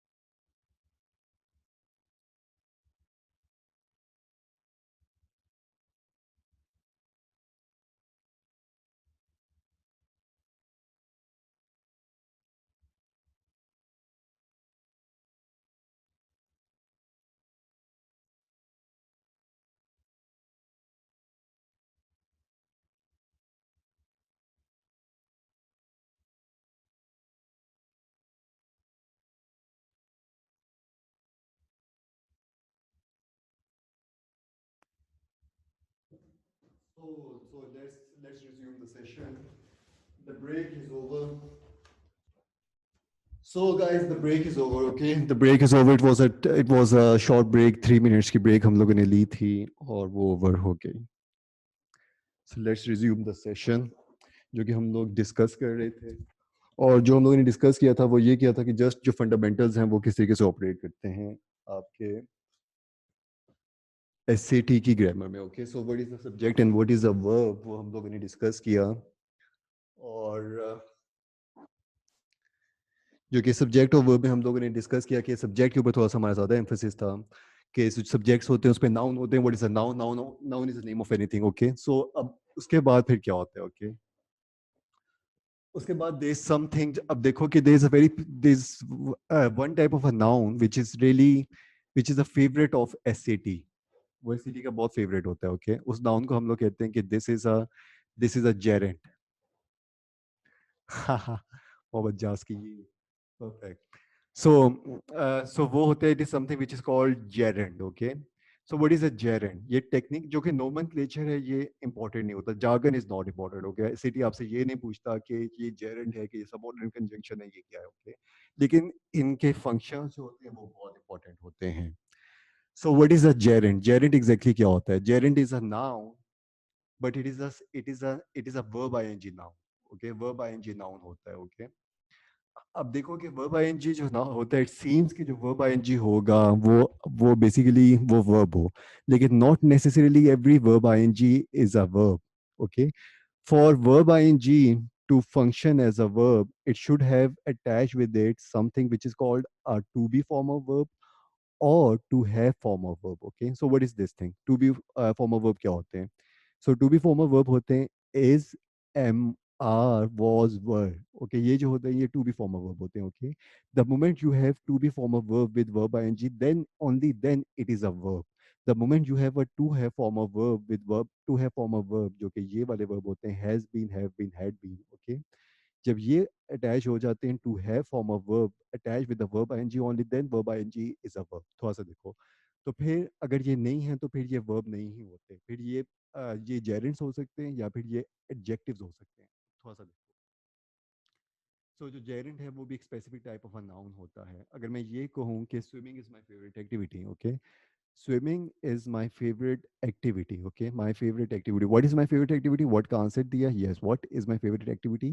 Swimming is my favorite activity. Swimming is a noun. Okay, so this is a gerund noun. Okay, अब जो gerund होता है, it is possible कि इसके साथ ना जो कि जेरेंट होता है वो एक ऐसा नाउन होता है जिसका जो पेरेंट होता है ना वो वर्ब ही होता है.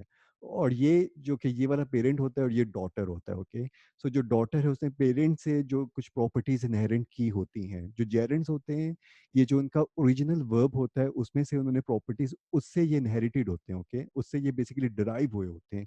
क्योंकि ये उससे डराइव होते हैं और पेरेंट और डॉटर का रिलेशनशिप होता है, तो डॉटर जो स्विमिंग जो कि जेरेंट था यहाँ पे, उसने बहुत ज़्यादा जो कि प्रॉपर्टीज थी जो कि इसका ओरिजिनल वर्ब था स्विम उससे ली होती हैं. ओके, जो इन अब अब होता ये है कि स्विमिंग के साथ अगर मैं कोई मॉडिफायर अटैच करता हूँ, जिस तरह swimming in the ocean is my favourite activity.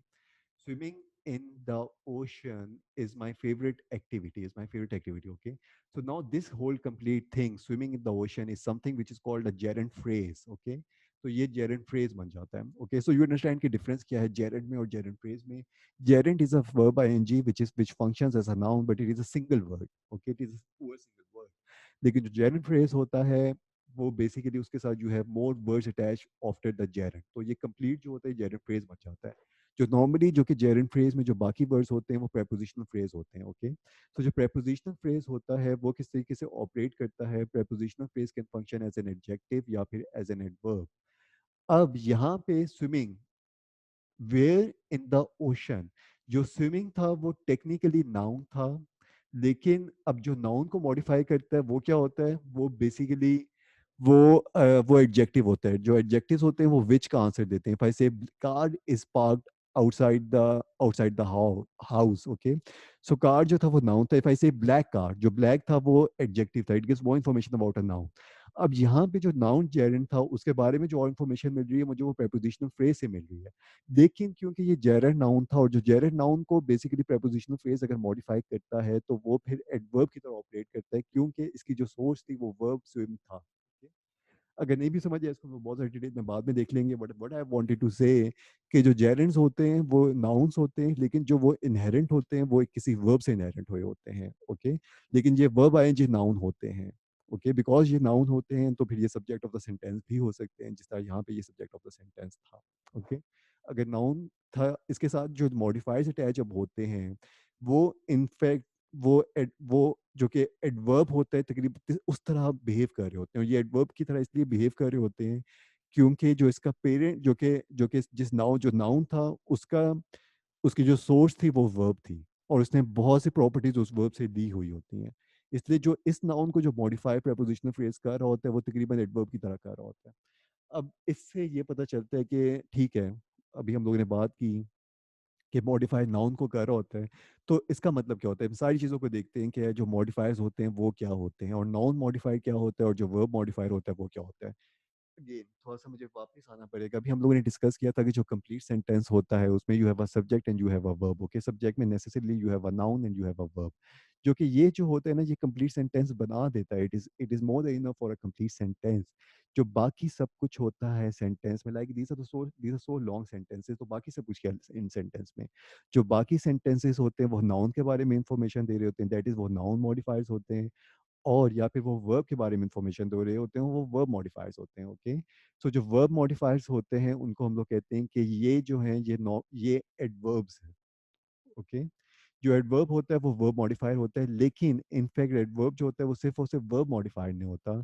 लेकिन जो वर्ब को कोई चीज़ मॉडिफाई कर रही है तो वो एडवर्ब ही होता है. इसको थोड़ा सा देखो, अगर वर्ब को कोई चीज़ मॉडिफाई कर रही है तो वो वर्ब होगा लेकिन जो एडवर्ब होगा. लेकिन हर एडवर्ब जो होता है वो वर्ब को मॉडिफाई नहीं करता क्योंकि जो एडवर्ब होता है वो वर्ब को तो करता है लेकिन वो इसके अलावा एक एडजेक्टिव को भी मॉडिफाई करता है और एक और एडवर्ब को भी मॉडिफाई करता है जो एडवर्ब होता है. ओके, अब थोड़ा सा इसको देखते हैं. जस्ट इसके एग्जांपल्स के साथ देखते हैं.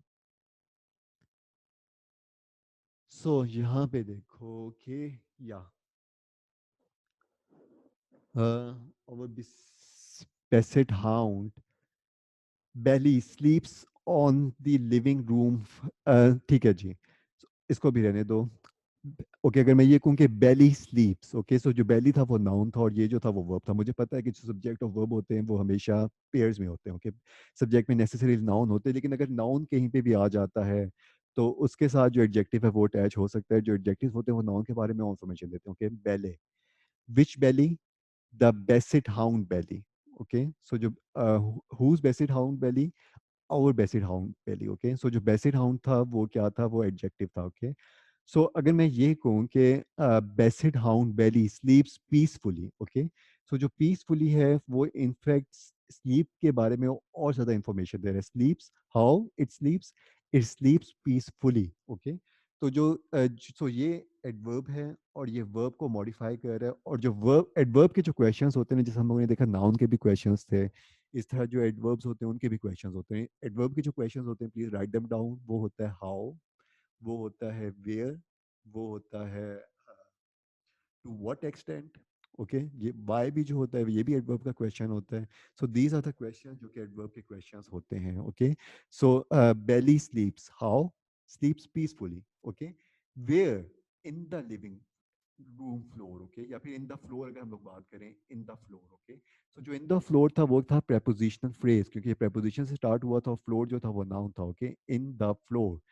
लेकिन जो prepositional phrases होते हैं वो क्या कर रहे हैं, क्योंकि अभी मैंने ये कहा था कि जो कंप्लीट सेंटेंस होता है उसमें सब्जेक्ट और वर्ब होगा, जो बाकी सब कुछ होता है वो मॉडिफायर्स होते हैं. तो prepositional phrase भी इनफैक्ट मॉडिफायर्स होते हैं. और ये जो prepositional phrase है ये किस क्वेश्चन का आंसर दे रहा है. Sleeps how peacefully, sleeps where, yes इसने वेयर का आंसर दिया. तो फिर ये जो prepositional phrase था ये इनफैक्ट एडवर्ब की तरह ऑपरेट कर रहा था. ओके, सो जो मॉडिफायर्स होते हैं, you have two types of basic modifiers, एक होते हैं एडजेक्टिव्स और एक होते हैं एडवर्ब्स। जो प्रेपोजिशनल फ्रेज होते हैं वो भी मॉडिफायर्स होते हैं, वो एडजेक्टिव की तरह भी ऑपरेट करते हैं, एडवर्ब की तरह भी ऑपरेट करते हैं, डिपेंड करता है कि ये किसको मॉडिफाई कर रहे हैं। ये वाला जो प्रेपोजिशनल फ्रेज था ना, ये वर्ब को मॉडिफाई कर रहा था, इसलिए ये वाला प्रेपोजिशनल फ्रेज ये एडवर्ब की तरह ऑपरेट कर रहा था, और एडवर्ब के क्वेश्चन कहाँ से दे रहा था, वेयर कहाँ से दे रहा था, ओके। लेकिन in any other context it is possible कि जो प्रेपोजिशनल फ्रेज है वो एडवर्ब की तरह ऑपरेट नहीं कर रहा, वो एडजेक्टिव की तरह ऑपरेट कर रहा है। जिस तरह मैं अगर ये कहूँ, car in the garage, car in the garage is owned by my father, okay? It's a 78 model Foxy, लेकिन वो owned by my father है, okay? So car in the garage is owned by my father, okay? So ये जो है in the garage, it is a prepositional phrase, but now it is giving more information about the car. Car, which car? The one in the garage, okay? So ये वाला जो prepositional phrase है, because it modifies a noun, therefore it functions as an adjective. जो prepositional phrase होते हैं, जैसा ये भी prepositional phrase था और ये भी prepositional phrase था, जो prepositional phrases होते हैं वो preposition से start होते हैं, yes preposition से start हो रहे थे, और वो नाउन या नाउन इक्विवेलेंट पे एंड होते हैं। यस, ये नाउन पे एंड हो रहा था। Where in the garage, okay, the अगर लग गया तो उसके बाद मुझे पता है नाउन नहीं आता है, और द फ्लोर जो था, फ्लोर भी उसमें नाउन था।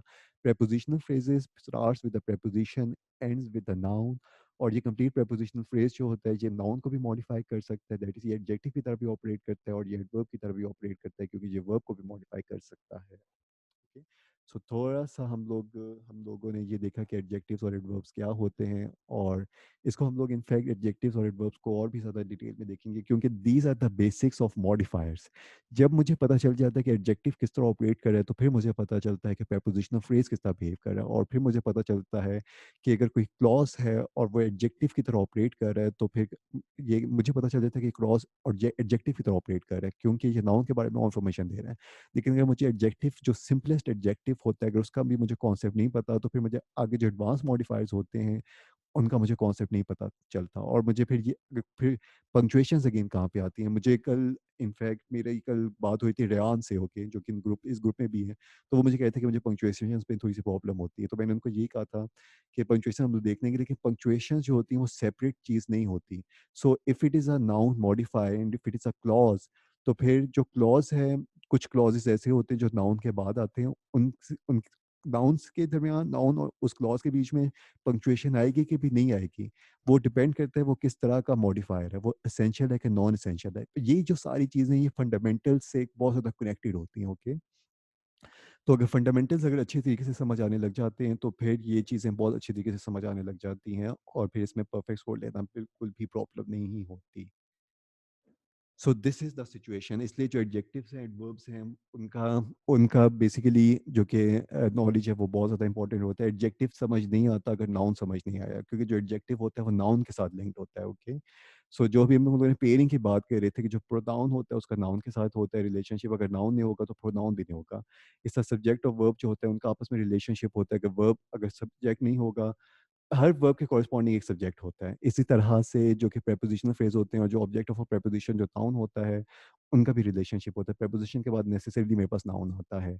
इसी तरीके से जो एडजेक्टिव्स होते हैं और जो नाउन्स होते हैं, उनका भी रिलेशनशिप होता है। अगर नाउन नहीं होगा तो एडजेक्टिव एग्जिस्ट ही नहीं कर सकता, क्योंकि जो एडजेक्टिव होता है वो मॉडिफायर होता है, वो मॉडिफाई कर रहा होता है नाउन को। अगर नाउन ही नहीं है तो एडजेक्टिव भी नहीं होता। तो फिर नाउन क्या होता है, और वो हम लोगों ने आज काफ़ी ज़्यादा डिस्कस किया कि नाउन सबसे पहले बहुत ज़्यादा क्लियर होना चाहिए, फिर ही एडजेक्टिव क्लियर होता है। जब एडजेक्टिव क्लियर हो जाता है तो फिर प्रेपोजिशनल फ्रेजेस और वो सारी कंस्ट्रक्शन जो एडजेक्टिव की तरह ऑपरेट करती हैं, वो सारी क्लियर हो जाती हैं। कहाँ कहाँ पे पंक्चुएशन आएगी, नया क्लॉज कब स्टार्ट होगा, तो फिर वो चीज़ें भी समझ आने लग जाती हैं, okay. So this is how it operates. अब थोड़ा-सा हम लोगों ने ये देखा कि जो कि वर्ब मॉडिफायर्स होते हैं ना, जैसा यहाँ पे भी हम लोग एडवर्ब देख रहे थे, सो वो नॉट नेसेसरीली जो एडवर्ब्स होते हैं, वो नॉट जो कि वर्ब मॉडिफायर होते हैं, ओके? अगर ये वर्ब को मॉडिफाई कर रहा है, तो यहाँ पे इसको टच कर रहा था, और ये जो था, ये वाला भी एक वर्ब मॉडिफायर था, लेकिन ये वर्ब को टच नहीं कर रहा था। सो जो एडवर्ब्स होते हैं ना, वो फ्लेक्सिबल होते हैं, okay? They need not touch the verb that which they modify, okay? अगर अगर आप लोग ये कहते हैं ना कि इसको रहने दो, peacefully comma Bailey sleeps, so this is also perfectly fine. अब पीसफुली जो है उसकी मैंने पोजीशन चेंज करके इनिशियली ले आया मैं उसको, लेकिन स्टिल ये स्लीप्स को ही मॉडिफाई कर रहा है। तो what I want to say कि जो एडवर्ब्स होते हैं वो नॉट नेसेसरीली उनके लिए मस्ट बी सिचुएशन नहीं होती कि वो जिस वर्ब को मॉडिफाई कर रहे हैं उसको टच करें। अगर टच करें तो फिर भी ठीक होता है, अगर नहीं भी टच करें तो फिर भी ठीक होता है, ये प्रॉब्लम नहीं होती। But this is a problem with adjectives. Adjectives जो होते हैं वो जिस नाउन को मॉडिफाई कर रहे हैं उनको टच करना चाहिए। Okay, so if I say कि black car is in the garage. Black car is in the garage. Okay. So this is a different thing as compared to car is in the black garage. Okay. So if I say car is in the black garage, so this is a different meaning. Okay. क्योंकि इसमें ये है कि जो black था वो modifier था, वो एडजेक्टिव था, लेकिन उसकी में जो प्लेसमेंट होती है वो अगर मैंने चेंज कर दी तो जो मीनिंग है वो भी चेंज हो गया। ये जो होता है इसको हम लोग कहते हैं टच रूल। ओके, जो एडजेक्टिव्स होते हैं नेसेसरी, जो प्रेफरेबली जो एडजेक्टिव्स होते हैं वो जो कि जिस नाउन को मॉडिफाई कर रहे हैं उनकी क्लोज प्रॉक्सिमिटी में रखे हों। ओके, सो एडजेक्टिव्स जो होते हैं वो इस तरीके से ऑपरेट कर रहे होते हैं। लेकिन जो कि वर्ब्स होते हैं जो कि एडवर्ब्स होते हैं वो नॉट नेसेसरीली उस वर्ब को मॉडिफाई करें उसके नॉट नेसेसरीली उसके नेक्स्ट पड़े हों जिन वर्ब्स को ये मॉडिफाई कर रहे होते हैं adverbs. Okay, making sense? So if I say black car is in the garage, जो ब्लैक था वो कार को मॉडिफाई कर रहा था, वो कार के बारे में इंफॉर्मेशन दे रहा था। इट वाज सेइंग के car, which car, black car. Okay, so जो एडजेक्टिव्स होते हैं इट टर्न्स आउट के उनके भी क्वेश्चंस होते हैं, जिस तरह नाउन्स के क्वेश्चंस होते हैं, जिस तरह एडवर्ब्स के क्वेश्चंस होते हैं, इसी तरह एडजेक्टिव्स के भी क्वेश्चंस होते हैं। जो एडजेक्टिव के क्वेश्चंस होते हैं वो कौन कौन से होते हैं? विच या व्हाट टाइप या what kind, which car, black car. Okay, black car is in the garage, black car is in the big garage. Okay, जो बिग है वो भी एडजेक्टिव है क्योंकि वो गिराज के बारे में और इंफॉर्मेशन दे रहा है। Okay, so this is how it works, this is how it works। okay, so what I want to say, okay,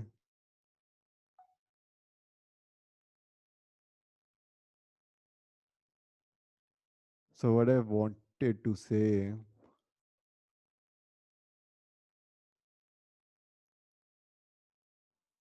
so what I wanted to say कि बेसिकली जो कि ये मॉडिफायर्स होते हैं, ये सब मॉडिफायर्स होते हैं। ओके, अच्छा, डू लेट मी नो कि हम लोग थोड़ा सा इस क्लास को एक्सटेंड कर सकते हैं, if it is okay with you guys, कि थोड़ा सा हम लोग एक्सटेंड कर दें, यानी कि भी मैं थोड़ा सा ये इसको मैं ख़त्म कर लूँ। इट इज़ पॉसिबल कि हम लोग 10 मिनट और ले लें। Okay, Yeah, it's fine. No perfect perfect objection. Perfect perfect. So अब थोड़ा सा ये देखो कि अब जो मॉडिफायर्स होते हैं उसका जो कि ब्रॉडर जो कि पिक्चर है ना, वो थोड़ी सी समझने की कोशिश करो कि मॉडिफायर्स की गई जो ब्रॉडर पिक्चर होती है वो क्या होती है। ओके, उसको थोड़ा सा समझने की कोशिश करो और उसको थोड़ा सा देखो। ओके, जो कि मॉडिफायर्स होते हैं वो किस तरीके से ऑपरेट करते हैं। जो कोर है वो तो सिर्फ और सिर्फ नाउन और वर्ब ही होगी। ओके, जो सब्जेक्ट होगा वर्ब होगा वो तो कोर होगी। ओके, तो फिर यानी कि इट मीन्स कि जो बाकी सब कुछ होते हैं वो मॉडिफायर्स होते हैं। इट मीन्स कि हमारे पास फिर नाउन मॉडिफायर्स हैं, we have noun modifiers and we have verb modifiers। Okay, we have verb modifiers। जो कि noun modifiers होते हैं, we have two types of noun modifiers। एक होते हैं positives। okay, अब अगेन जो कि पॉजिटिव होता है और जो नाउन होते हैं उसके बीच में पंक्चुएशन आ जाती है। ओके, अगेन पंक्चुएशन को नहीं समझ सकोगे कब आएगी अगर पॉजिटिव्स का नहीं पता। ओके, सो पंक्चुएशन जो होता है वो इसलिए हम लोग शुरू में नहीं करते, हम लोग शुरू में ये सारी चीजें करते हैं। So one type of a noun modifier is something which is called N positive. Okay, ये क्या होता है इसको भी थोड़ा सा डिस्कस करते हैं। And the other type of a noun modifier is an adjective. Okay, जो कि पॉजिटिव होता है वो क्या होता है? अगर मैं ये कहूँ कि Shakespeare Shakespeare a prolific writer, a prolific writer, comma, was a Renaissance poet. Okay, was a Renaissance poet. Okay, Shakespeare, a prolific writer, comma, was a Renaissance poet. Okay, was a Renaissance poet. तो यहाँ पे जो a prolific writer है, this is also a noun. Okay, अब noun कहीं पे भी आता है उसके साथ नाउन मॉडिफाइड एडजेक्टिव अटैच हो सकता है। If it is a single word adjective तो नाउन से पहले आता है। Okay, a prolific writer is equal to writer, ये कंप्लीट जो कंस्ट्रक्शन है ये एक बड़ा नाउन है जिसके अंदर एक एडजेक्टिव और एक नाउन है, okay. So this is a noun modifying this noun, okay. When a noun modifies another noun तो फिर उनके बीच में पंक्चुएशन आ जाती है, उनके बीच में कॉमा आ जाता है, okay. And this noun which modifies another noun Shakespeare, इसको हम लोग कहते हैं positive, okay. Shakespeare a prolific writer was a renaissance poet. और क्या क्या एग्जांपल्स हो सकती हैं पॉजिटिव्स की? सो मैं ये कहूँ कि Lahore comma a city a city of lights, basically Karachi है लेकिन हम लोग लाहौर को कह देते हैं क्या, Lahore a city of lights is is a capital of Punjab, okay, is a capital of Punjab, okay। so a city of light जो है ये again ये noun है, a city of lights is equal to lights, okay, a city of lights is equal to a city, okay। so ये भी एक noun है which is giving more information about a noun which modifies a noun, so this is also in a positive, okay। when a noun modifies another noun it is in a positive, a noun modify another noun is in a positive। अब जो positive होता है और वो noun जिसको ये modify कर रहे होते हैं उनके बीच में punctuation आ जाती है, okay। because it is a noun modifier, जो noun modifiers होते हैं वो proximity या touch rule को follow करते हैं। touch rule प्रेफरेबली जिस नाउन को ये मॉडिफाई कर रहे हैं उसको ये टच कर रहे हों, टच रूल को फॉलो कर रहे हों। सेकंड, ये या फिर उसके क्लोज प्रॉक्सिमिटी में पड़े हों, ओके। जितना एज क्लोज एज पॉसिबल तुम लोग रख सकते हो, तुम लोगों को रखना होता है, ओके। सो मैं इसको इस तरह भी कर सकता था, a prolific writer comma Shakespeare was a renaissance poet, ये भी परफेक्टली फाइन था। इसमें क्या था कि जो जो कि पॉजिटिव था उसको आप लोगों ने इनिशियल मॉडिफाई कर दिया, ओके, इनिशियल मॉडिफायर बना दिया। जो इनिशियल मॉडिफायर्स होते हैं वो भी हमारे पास बहुत तरह के होते हैं, लेकिन इनिशियल मॉडिफायर्स के बाद नेसेसरली जो there comes a noun, initial modifiers के बाद हमारे पास नाउन आता है, okay. A prolific writer who Shakespeare, okay. अब क्योंकि इनिशियल मॉडिफायर्स के बाद मेरे पास सब्जेक्ट ऑफ द सेंटेंस आना चाहिए, सब्जेक्ट जो होता है वो किसका आंसर देता है, सब्जेक्ट जो होता है वो हु का आंसर देता है, ओके। सो जो पॉजिटिव मॉडिफायर था वो इनिशियल मॉडिफायर भी हो सकता है लेकिन उसके बाद नेसेसरीली सब्जेक्ट आना चाहिए, और फिर हमारे पास दोनों कंडीशंस वो सेटिस्फाई हो जाती हैं, दैट इज कि हमें सब्जेक्ट भी मिल जाता है और पॉजिटिव मॉडिफायर इनफैक्ट जिस नाउन को मॉडिफाई कर रहा था उसकी क्लोज प्रॉक्सिमिटी भी पड़ा हुआ था, टच रूल फॉलो कर रहा था, यस टच रूल भी फॉलो करता है विच इज परफेक्टली फाइन। सो इस तरह भी हो सकता था, अ city of lights comma Lahore is a capital of Punjab, तो ये भी परफेक्टली फाइन था। इसको भी हम लोग पॉजिटिव कहते हैं। पॉजिटिव जो होते हैं वो नाउन मॉडिफाइज होते हैं और जो नाउन मॉडिफाइज होते हैं वो टच या प्रॉक्सिमिटी रूल फॉलो करते हैं। Again this is true for both of the noun modifier, जो पॉजिटिव्स होते हैं वो भी और जो एडजेक्टिव्स होते हैं वो भी टच रूल को फॉलो करते हैं, ओके। सो दिस इज, अब जो एडजेक्टिव्स होते हैं वो किस तरह के एडजेक्टिव्स होते हैं उसको थोड़ा सा देखते हैं। So we have the single word adjectives और फिर we have the multi word adjectives. We have something which is called a multi word adjective. जब सिंगल वर्ड एडजेक्टिव्स होते हैं जो वो क्या करते हैं, वो नाउन से पहले आ जाते हैं, ओके। जो सिंगल वर्ड एडजेक्टिव्स होते हैं वो नाउन से पहले आते हैं। सो इफ आई से कि a car is parked outside my house, so उसको मैं ये भी कह सकता हूँ कि a black car is parked outside my house. Black जो था वो सिंगल वर्ड एडजेक्टिव था इसलिए वो नाउन से पहले आएगा, ओके। जो कि मल्टी वर्ड एडजेक्टिव्स होते हैं वो नाउन से पहले भी आ सकते हैं, नाउन के बाद भी आ सकते हैं। किस तरह? सो इफ आई से कि अ, अगर प्रेपोजिशनल फ्रेज है और वो एडजेक्टिव की तरह ऑपरेट कर रहा है, क्योंकि प्रेपोजिशनल फ्रेज जो है वो एडजेक्टिव की तरह भी ऑपरेट कर सकता है और वो एडवर्ब की तरह भी ऑपरेट कर सकता है। सो जो मल्टी वर्ड होता है इसका मतलब क्या होता है? मल्टी वर्ड में हमारे पास दो चीज़ें आ जाती हैं, एक होते हैं फ्रेजेस और एक होते हैं जो क्लॉज होते हैं, okay. If it is a clause and if it functions as an adjective it is a dependent clause by its very virtue. क्यों? क्योंकि जो एडजेक्टिव्स होते हैं वो नाउन के ऊपर डिपेंड करते हैं, इसलिए वो क्लॉजेज जो एडजेक्टिव की तरह ऑपरेट कर रहे होते हैं यानी कि वो एडजेक्टिव भी होते हैं वो भी नाउन के ऊपर डिपेंड कर रहे होते हैं, और सो वो क्लॉजेज जो कि एडजेक्टिव की तरह बिहेव कर रहे होते हैं वो डिपेंडेंट क्लॉजेज होते हैं। Making sense? क्योंकि वो एडजेक्टिव की तरह बिहेव कर रहे होते हैं, adjective bye its very essence noun के ऊपर डिपेंड कर रहा होता है। सो जो कि फ्रेजेस होते हैं, जो मल्टीवर्ड एडजेक्टिव्स होते हैं वो हमारे पास फ्रेजेस हो सकते हैं या फिर वो हमारे पास डिपेंडेंट क्लॉजेस हो सकते हैं।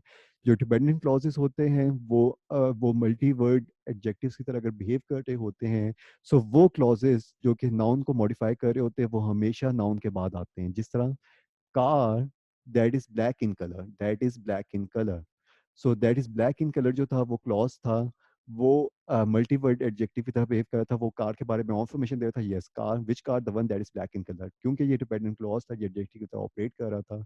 सो डिपेंडेंट क्लॉजेस जो एडजेक्टिव की तरह बिहेव करते हैं वो हमेशा नाउन के बाद आते हैं, उनके उनकी जो मॉडिफाइंग की डायरेक्शन होती है ना वो एंटी क्लॉकवाइज होती है। जो सिंगल वर्ड एडजेक्टिव्स होते हैं ब्लैक कार, उन जो कि वो हमेशा नाउन से पहले आते हैं, उनकी जो मॉडिफाइंग की डायरेक्शन होती है वो क्लॉकवाइज होती है। Okay, making sense? इसी तरह प्रेपोजिशनल जो फ्रेजेस होते हैं वो कौन कौन से फ्रेजेस होते हैं हमारे पास? वो होते हैं हमारे पास प्रेपोजिशनल फ्रेजेस और हमारे पास होते हैं पार्टिसिपल फ्रेजेस। प्रेपोजिशनल फ्रेजेस को हम लोगों ने डिस्कस किया था, हम लोग पार्टिसिपल फ्रेजेस को डिस्कस करते हैं। पार्टिसिपल फ्रेजेस हमारे पास broadly speaking we have two types of participle phrases. One होते हैं जो वीईडी टाइप के होते हैं जिनको हम लोग पास्ट पार्टिसिपल कहते हैं, और फिर दूसरे होते हैं जो हमारे पास प्रेजेंट पार्टिसिपल्स होते हैं, ओके, जो जिनको हम लोग वर्ब आईएनजी कहते हैं। Okay, so if you have a sentence, एक अगर छोटा सा सेंटेंस हो जिस तरह के हाँ, एन इरिटेटिंग मदर या irritated mother. Okay, so I am going to delete it. Okay, इसका मैं जल्दी से एक स्नैपशॉट ले लेता हूँ ताकि अगर ये किसी को चाहिए हो तो फिर उसको हम लोग सेंड कर सकें। अगर मैं ये कहूँ कि इरिटेटिंग और इरिटेटेड, इरिटेटिंग मदर या irritated mother snapped snapped at the irritated toddler या फिर irritating toddler. Okay, so mother जो था, mother snapped at the toddler. Okay, mother snapped mother snapped at the toddler. Okay, so जो toddler था वो noun था, और नाउन कहीं भी आता है उसके साथ नाउन मॉडिफायर आ सकता है। तो ये जो था प्रेजेंट पार्टिसिपल इरिटेटेड होता है, और इरिटेटिंग जो है वो प्रेजेंट पार्टिसिपल इरिटेटिंग है और पास्ट पार्टिसिपल इरिटेटेड है। ओके, इनको हम लोग कहते हैं वी ईडी टाइप मॉडिफायर्स, और इनको हम लोग कहते हैं verb ING type modifiers. Okay, तो यहाँ पे मुझे बताओ कि मदर के साथ इरिटेटेड आएगा कि मदर के साथ इरिटेटिंग आएगा? मदर मदर वो अगर नहीं पता चलता ना कभी कि कौन सा पार्टिसिपल आता है, प्रेजेंट पार्टिसिपल आएगा के पास्ट पार्टिसिपल आएगा, तो फिर you can make a small sentence, mother was irritated या mother was irritating. No, mother was irritated and the toddler was irritating. तो फिर जो कंप्लीट सेंटेंस होगा वो क्या होगा कि irritated mother snapped at the irritating toddler. Okay, making sense कि नहीं? और ये जो होते हैं ये पार्टिसिपल्स होते हैं, ये वाला जो वर्ब आईएनजी होता है ये प्रेजेंट पार्टिसिपल होता है, और जो वीडी टाइप होता है ये पास्ट पार्टिसिपल होता है। अब ये जो अगर सिंगल वर्ड मॉडिफायर था तो वो हमेशा हमेशा नाउन से पहले आता है। लेकिन जो कि अगर ये मल्टी वर्ड था, यानी कि अगर मैं प्रेजेंट पार्टिसिपल से इसको मैं प्रेजेंट पार्टिसिपल फ्रेज कर दूं, irritated by by his sound, by irritated by the sound of a toddler.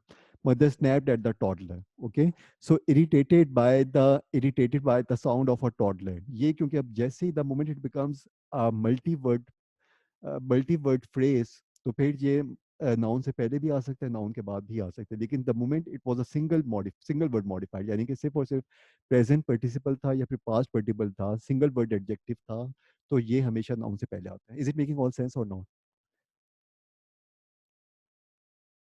तो फिर बेसिकली इस तरीके से ऑपरेट करता है कि जो कि सिंगल वर्ड जो मॉडिफायर्स होते हैं, रिगार्डलेस ऑफ द फैक्ट कि प्रेजेंट पार्टिसिपल है, पास्ट पार्टिसिपल है, या फिर ब्लैक कार है, इस तरह का कोई है कि जो सिंगल वर्ड एडजेक्टिव है तो वो हमेशा नाउन से पहले आता है।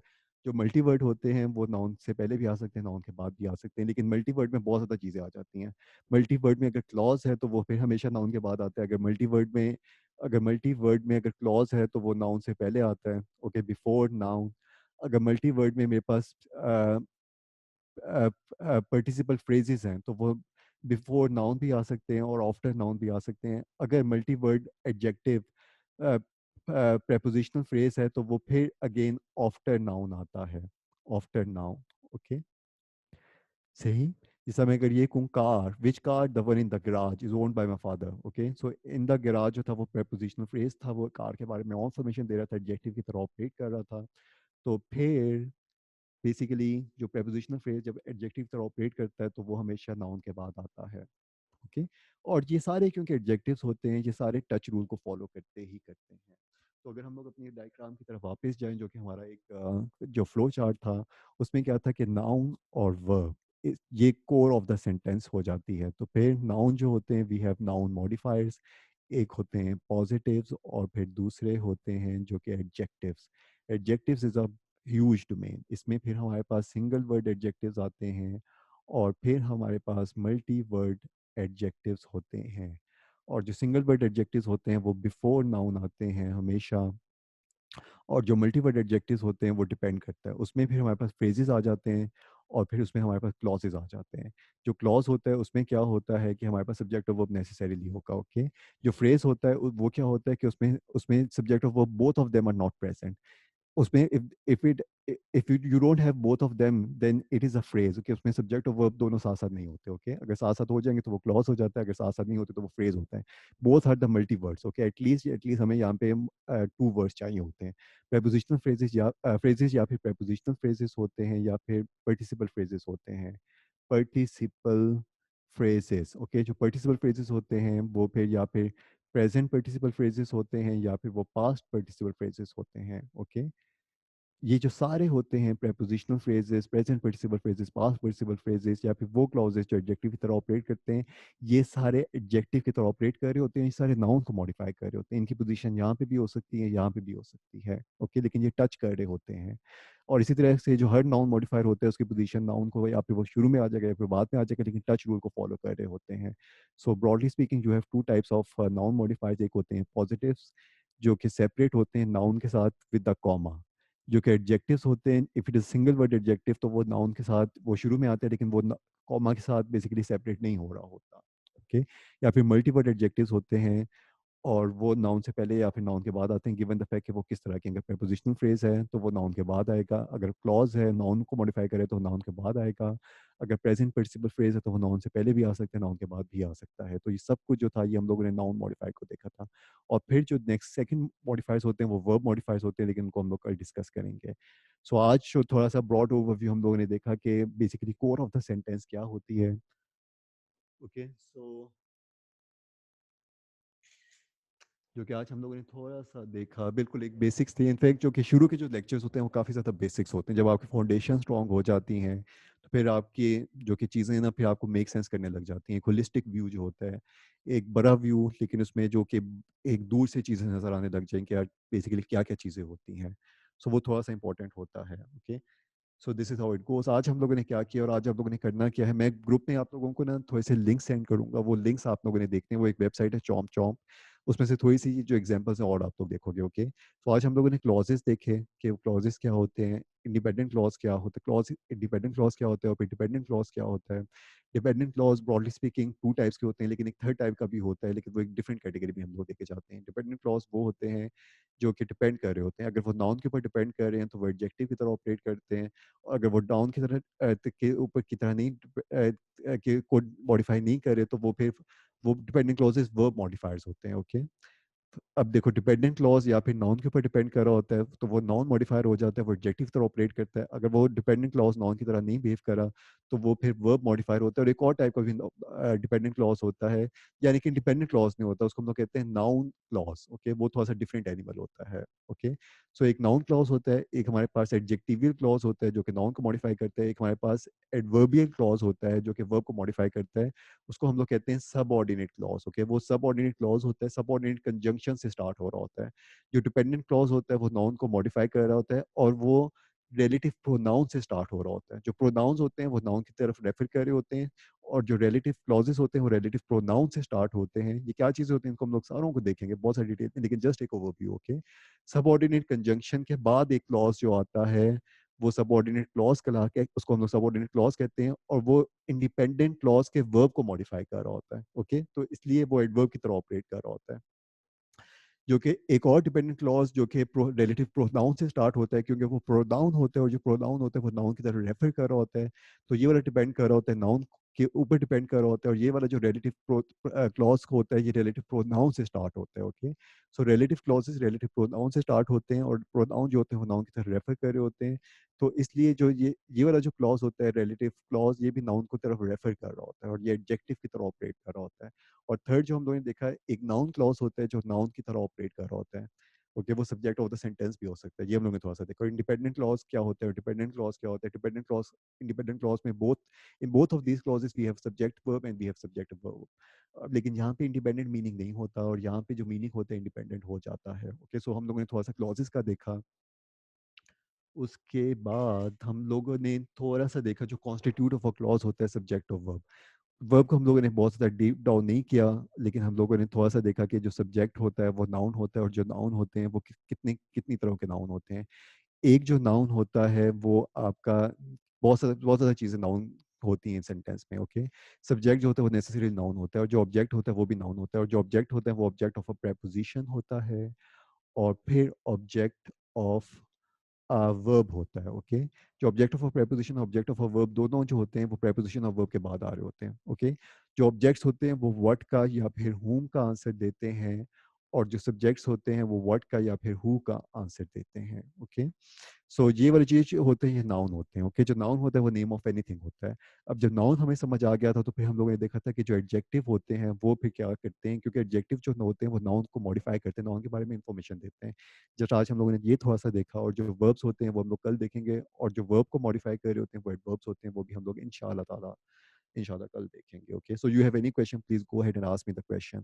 If you don't have any question, I will put some links in the group, और लिंक से आपने go through होना है, okay। ये just basics है, ये just एक बिल्कुल हम लोग बेसिक्स से कंफर्टेबल हो रहे हैं। बेसिक्स में हम लोग थोड़ा सा बेसिकली जब टाइम लगाते हैं, तो फिर जो कि एडवांस कॉन्सेप्ट्स हैं वो सारे यहाँ से फ्लो कर रहे होते हैं, और फिर एडवांस कॉन्सेप्ट जो 70% ऑफ एसईटी की जो होती है वो ग्रामर रिलेटेड होती है। बिलीव यू मी, ये सिर्फ और सिर्फ यही नहीं होता कि जो ग्रामर होती है उसमें आपके कंप्लीट नंबर आ जाते हैं, बल्कि अगर अच्छी प्रेपरेशन हो जाए, इंशाल्लाह आप में से काफ़ियों की अच्छी प्रिपरेशन हो जाएगी, और बहुत से लोगों की हो जाएगी, होपफुली सारों की होगी प्रिपरेशन अच्छी। तो फिर इनफैक्ट ये वक्त जो कि हमारे पास स्टिपुलेटेड टाइम होता है, उससे भी पहले हम लोग जो कि एसईटी का पेपर होता है वो भी पॉसिबल होता है कि उससे पहले कर लें, और फिर हम लोग रिवाइज करते रहें चीज़ें, एक दफ़ा गो थ्रू हो जाएंगे कि गलती तो नहीं होगी, केयरलेस मिस्टेक तो नहीं होगी, वो सबसे बेस्ट सिचुएशन होती है। सो दिस इज इट आज के लिए। Do let me know if you have any question. If you don't have any question, I will share the link for the recording, okay। Sir, basically, it's not about what you taught, but like, we talked about SATs and stuff, right? So, Hassan is very shy, so he wouldn't ask, so he told me to ask you. He asked that if is it possible to have a very high score and a nice score on the first attempt while doing your SATs? Acha, so is it possible that you can have a nice score in the first attempt of SAT? It is entirely possible. It is entirely possible, okay? It is entirely possible. इसका reason क्या होता है? इसका reason ये होता है, Hasan, okay, you have to sing a song for us, ताकि तुम्हारी शाइनेस खत्म हो जाए, okay? अच्छा, अब सिचुएशन ये होती है कि जो हाई स्कोर है वो किस तरह आ सकता है। So you guys are writing your test suppose के 26 सितंबर को, ओके। सो अब सिचुएशन ये होती है कि 25 सितंबर को you have to take a complete rest, 24 को रिवीजन, और फिर जो कि उससे पहले ना तुम लोगों का एक मॉक की सीरीज होती है, okay. You have to attempt a lot of mocks. अगर हम लोग मैथ्स की जो बात करते हैं, मैथ्स में वी हैव 26 जो कि अनऑफिशियल मॉक टेस्ट है। उसके अलावा we have 10 official mock test. These are 36 mocks for the maths, और ये सारे मॉक्स बहुत अच्छे हैं। सबसे अच्छे जो मॉक्स होते हैं वो ऑफिशियल मॉक्स होते हैं। जब तुम लोग मॉक्स को टाइम सिचुएशन में करते हो, तो इट इज लाइक यार तुम उस पूरी कंडीशन को ना सिमुलेट कर रहे होते हो जो कि तुम लोगों की टेस्ट डे में होती है। और जो कि मैथ्स के मॉक्स होते हैं वो हम लोगों ने इस तरह करने होते हैं कि ताकि तुम लोगों का सिटिंग टाइम ना हो, 4 to 5 मॉक्स तुम लोगों ने डेली करने होते हैं। So it is like so fatigued, वो इतना तुम लोग अपने आप को स्ट्रेच कर लेते हो कि जो रियल टेस्ट होता है ना वो उसके कंपैरिजन में ज़्यादा इजी लग रहा होता है, क्योंकि तुम लोगों का सिटिंग स्टेमिना बहुत इंक्रीज हो चुका होता है। 4 to 5 मॉक्स डेली लेने से जो सिटिंग स्टेमिना वो बहुत इंक्रीज हो जाता है, without taking any breaks, and उस पूरी इन्वायरमेंट को सिमुलेट करते हो जो कि टेस्ट डे में होती है। अगर तुम लोग टेस्ट डे के लिए बहुत अच्छे प्रिपेयर्ड हो जाते हो, तो इसमें कोई डाउट नहीं होता कि तुम लोग जो टेस्ट डे में तुम लोग रॉक करोगे, ओके। तुम लोगों ने देखे कि जो कि टॉपर्स होते हैं, ओके, वो सेकंड अटेम्प्ट में टॉपर नहीं होते। वो इस तरह नहीं होता कि फर्स्ट अटेम्प्ट में वो टॉप नहीं किया और सेकंड अटेम्प्ट में टॉप कर दिया, ओके। वो फर्स्ट अटेम्प्ट में ही टॉपर होते हैं। तो इट इज एंटायरली पॉसिबल, और यही एम होना चाहिए कि यार एक दफा मैंने एसएटी देता है फर्स्ट टाइम पे, और उसी में मैंने रॉक करना है। इनफैक्ट अगर तुम लोग बिलाल भाई से पूछते हो ना, जो कि यहाँ पे इनफैक्ट जो कि एसएटी को हेड करते हैं वो बिलाल भाई हेड करते हैं। अगर तुम उनसे पूछते हो ना, तो वो ये कहते हैं कि you should not right your SAT more than 2 times, क्योंकि वो अच्छा सिग्नल नहीं जाता। वो सिर्फ और सिर्फ अच्छा सिग्नल उस वक्त जाता है जब फर्स्ट तुम लोगों ने एसएटी लिया उसमें किसी के 1000 कुछ ऐसा का स्कोर आ गया और सेकंड एसएटी में अगर 1500 स्कोर आ गया, okay, so this is a good thing, वो इंप्रूवमेंट शो करती है कि तुम्हारी डेडिकेशन शो करती है। लेकिन तुम लोगों को एससीटी जो होता है वो मोर देन ट्वाइस नहीं लेना चाहिए, और जो कोशिश यही होती है और यही करनी होती है कि जो फर्स्ट जो अटेम्प्ट है उसमें इतना ज़बरदस्त प्रिपरेशन हो कि फर्स्ट अटेम्प्ट में ही you have to get a really good score, okay, in the first attempt you have to get a good score, और यही हम लोगों का एम होता है, यही हम लोगों का यहाँ पे भी एम है कि यार जो फर्स्ट अटेम्प्ट है उसी में स्कोर आए। और ये बिलीव यू मी कि जो कि एससीटी है, जो कि तुम लोग है ना यहाँ पे और भी टेस्ट होते हैं, एक एससीटी के बाद तुम लोग जब आगे ग्रेजुएशन करते हो जीआरई और जीमेट भी होते हैं जो तुम लोगों ने बाद में लेने होते हैं ग्रेजुएशन के बाद, ओके, अगर एमबीए किसी ने करना होता है वो जीमेट लेता है। लेकिन जो सबसे ज्यादा जो इंपॉर्टेंट फैक्टर होते हैं ना टुवर्ड्स द एडमिशन, वो एससीटी का टेस्ट होता है टुवर्ड्स योर जो तुम्हारा एडमिशन होगा कि नहीं होगा। उसके बाद अगर तुम लोग बाकी एमबीए की बात करते हो तो वहाँ पे एक और टेस्ट होता है जीमेट, ओके, ये जो टेस्ट हैं ये बहुत मुश्किल टेस्ट कंसिडर किए जाते हैं। इनफैक्ट अभी एक जो कि डोनाल्ड ट्रंप है उसकी भाई की बेटी ने एक बुक लिखी है, उसमें उसने रिविलेशंस की, और एक रिविलेशन उसने ये की है कि जो जो जो डोनाल्ड ट्रंप था वो वॉर्टन में गया था, उसके लिए भी एससीटी उसको देना पड़ना था, और एससीटी का उसका ये था कि उसमें उसके एससीटी किसी और ने दिया था, वो उसने नहीं दिया था, ओके, उसने कुछ रिवील किया था इसका, कोई पर बहुत ज़्यादा एक हाइप क्रिएट हुई थी कि वॉर्टन के लिए उसने जो डोनाल्ड ट्रम्प था उसने एसएटी भी नहीं दिया हुआ। तो what I want to say कि जो एसएटी का जो स्कोर होता है सिंगल मोस्ट इंपॉर्टेंट फैक्टर होता है, इट इज एंटायरली पॉसिबल कि फर्स्ट जो आपकी अटेम्प्ट है उसमें आए, और यही एम रखना होता है। The moment you start thinking कि यार मैं दूसरी अटेम्प्ट में कर लूंगा, तो this is a losers approach, this is not the winner approach, this is not the toppers या चैंपियंस की अप्रोच नहीं होती है। चैंपियंस जो होते हैं वो बहुत ज्यादा प्रैक्टिस करते हैं, and when the day come, उस डे में they rock. So this is the attitude of a champion, और यही एटीट्यूड रखना होता है।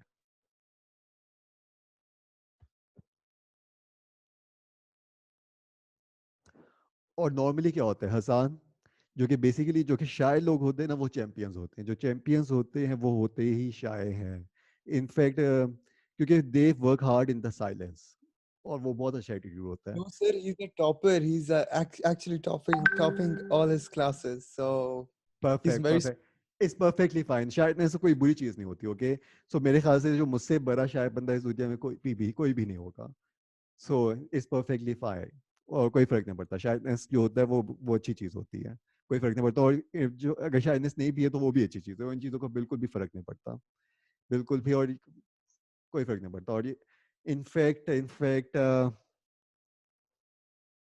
पता नहीं मैं कहीं सुन रहा था कि जो कि हजरत उमर थे ना वो थे थोड़े से पता नहीं कुछ था ऐसा का कि यार इज परफेक्टली फाइन, बहुत लोग होते हैं जो कि इंट्रोवर्ट और या फिर शायदनेस और ये वो चीज़ें, ये बिल्कुल भी मैटर नहीं करती। और अगेन जो बिलाल भाई हैं वो काफ़ी एक्सट्रोवर्ट हैं, उनके बहुत ज़्यादा दोस्त बन जाते हैं।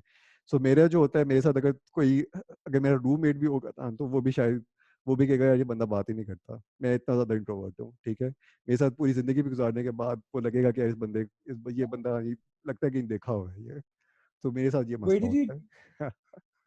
हाँ, बिलाल भाई काफ़ी ज़्यादा जो एक्सट्रोवर्ट हैं, और मैं तो बहुत इंट्रोवर्ट हूँ, मैं इस तरह का हूँ, ठीक है, और ये कोई फ़र्क नहीं पड़ता। वो मुझे कभी भी इस तरह नहीं हुआ कि यार मैं कभी शाय हूँ, और मैं इनफैक्ट जो मेरी क्लासेस होती तो मैं बिल्कुल बोलता भी नहीं था, और एक दफ़ा बल्कि मुझे जो टीचर थे उन्होंने बोलने के लिए बुलाया था, और मैं मेरे ख्याल से मैं बेहोश हो गया था शायद, क्योंकि उसके बाद मुझे याद नहीं कि मेरे साथ क्या हुआ था, ठीक है, तो कोई फ़र्क नहीं पड़ता, इट्स कम्प्लीटली फाइन, कोई फ़र्क नहीं पड़ता इस चीज़ से।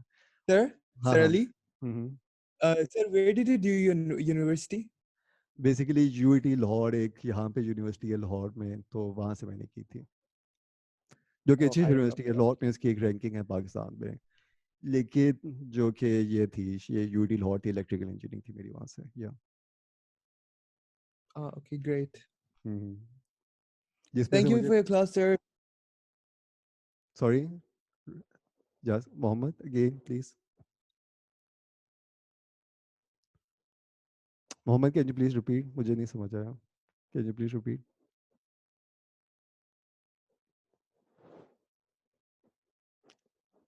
मुझे Sir, I think he left. अच्छा चलो ठीक है। सो बस दिस इज इट, यही तो हम लोगों का लेक्चर था। मैं थोड़े से लिंक्स बेसिकली शेयर करूंगा, वो लिंक्स जो हैं वो तुम लोगों ने उसमें से फॉलो करनी है, जो सारी चीज़ें थी ना जो हम लोगों ने डिस्कस की हैं, उनका जो कि स्पेसिफिक एग्जांपल्स में किस तरह जाती हूँ उसको थोड़ा सा गो थ्रू हो, और जो चीज़ नहीं समझ आती ग्रुप में पोस्ट करो, उन सारी चीज़ों को हम लोग फिर डिटेल में देख लेंगे। इनफैक्ट जो इनिशियल फ्यू सेशंस होते हैं वो बिल्कुल फाउंडेशंस पे ही करना होता है। जब लोग फाउंडेशन के साथ कंफर्टेबल हो जाते हो फिर चीज़ें बहुत ईजी हो जाती हैं। Okay, so this is it. इंशाल्लाह see you guys tomorrow at 6 sharp. Take care everybody. Right, अल्लाह Allah Hafiz. हाफिज़, अल्लाह हाफिज़, अल्लाह हाफिज़।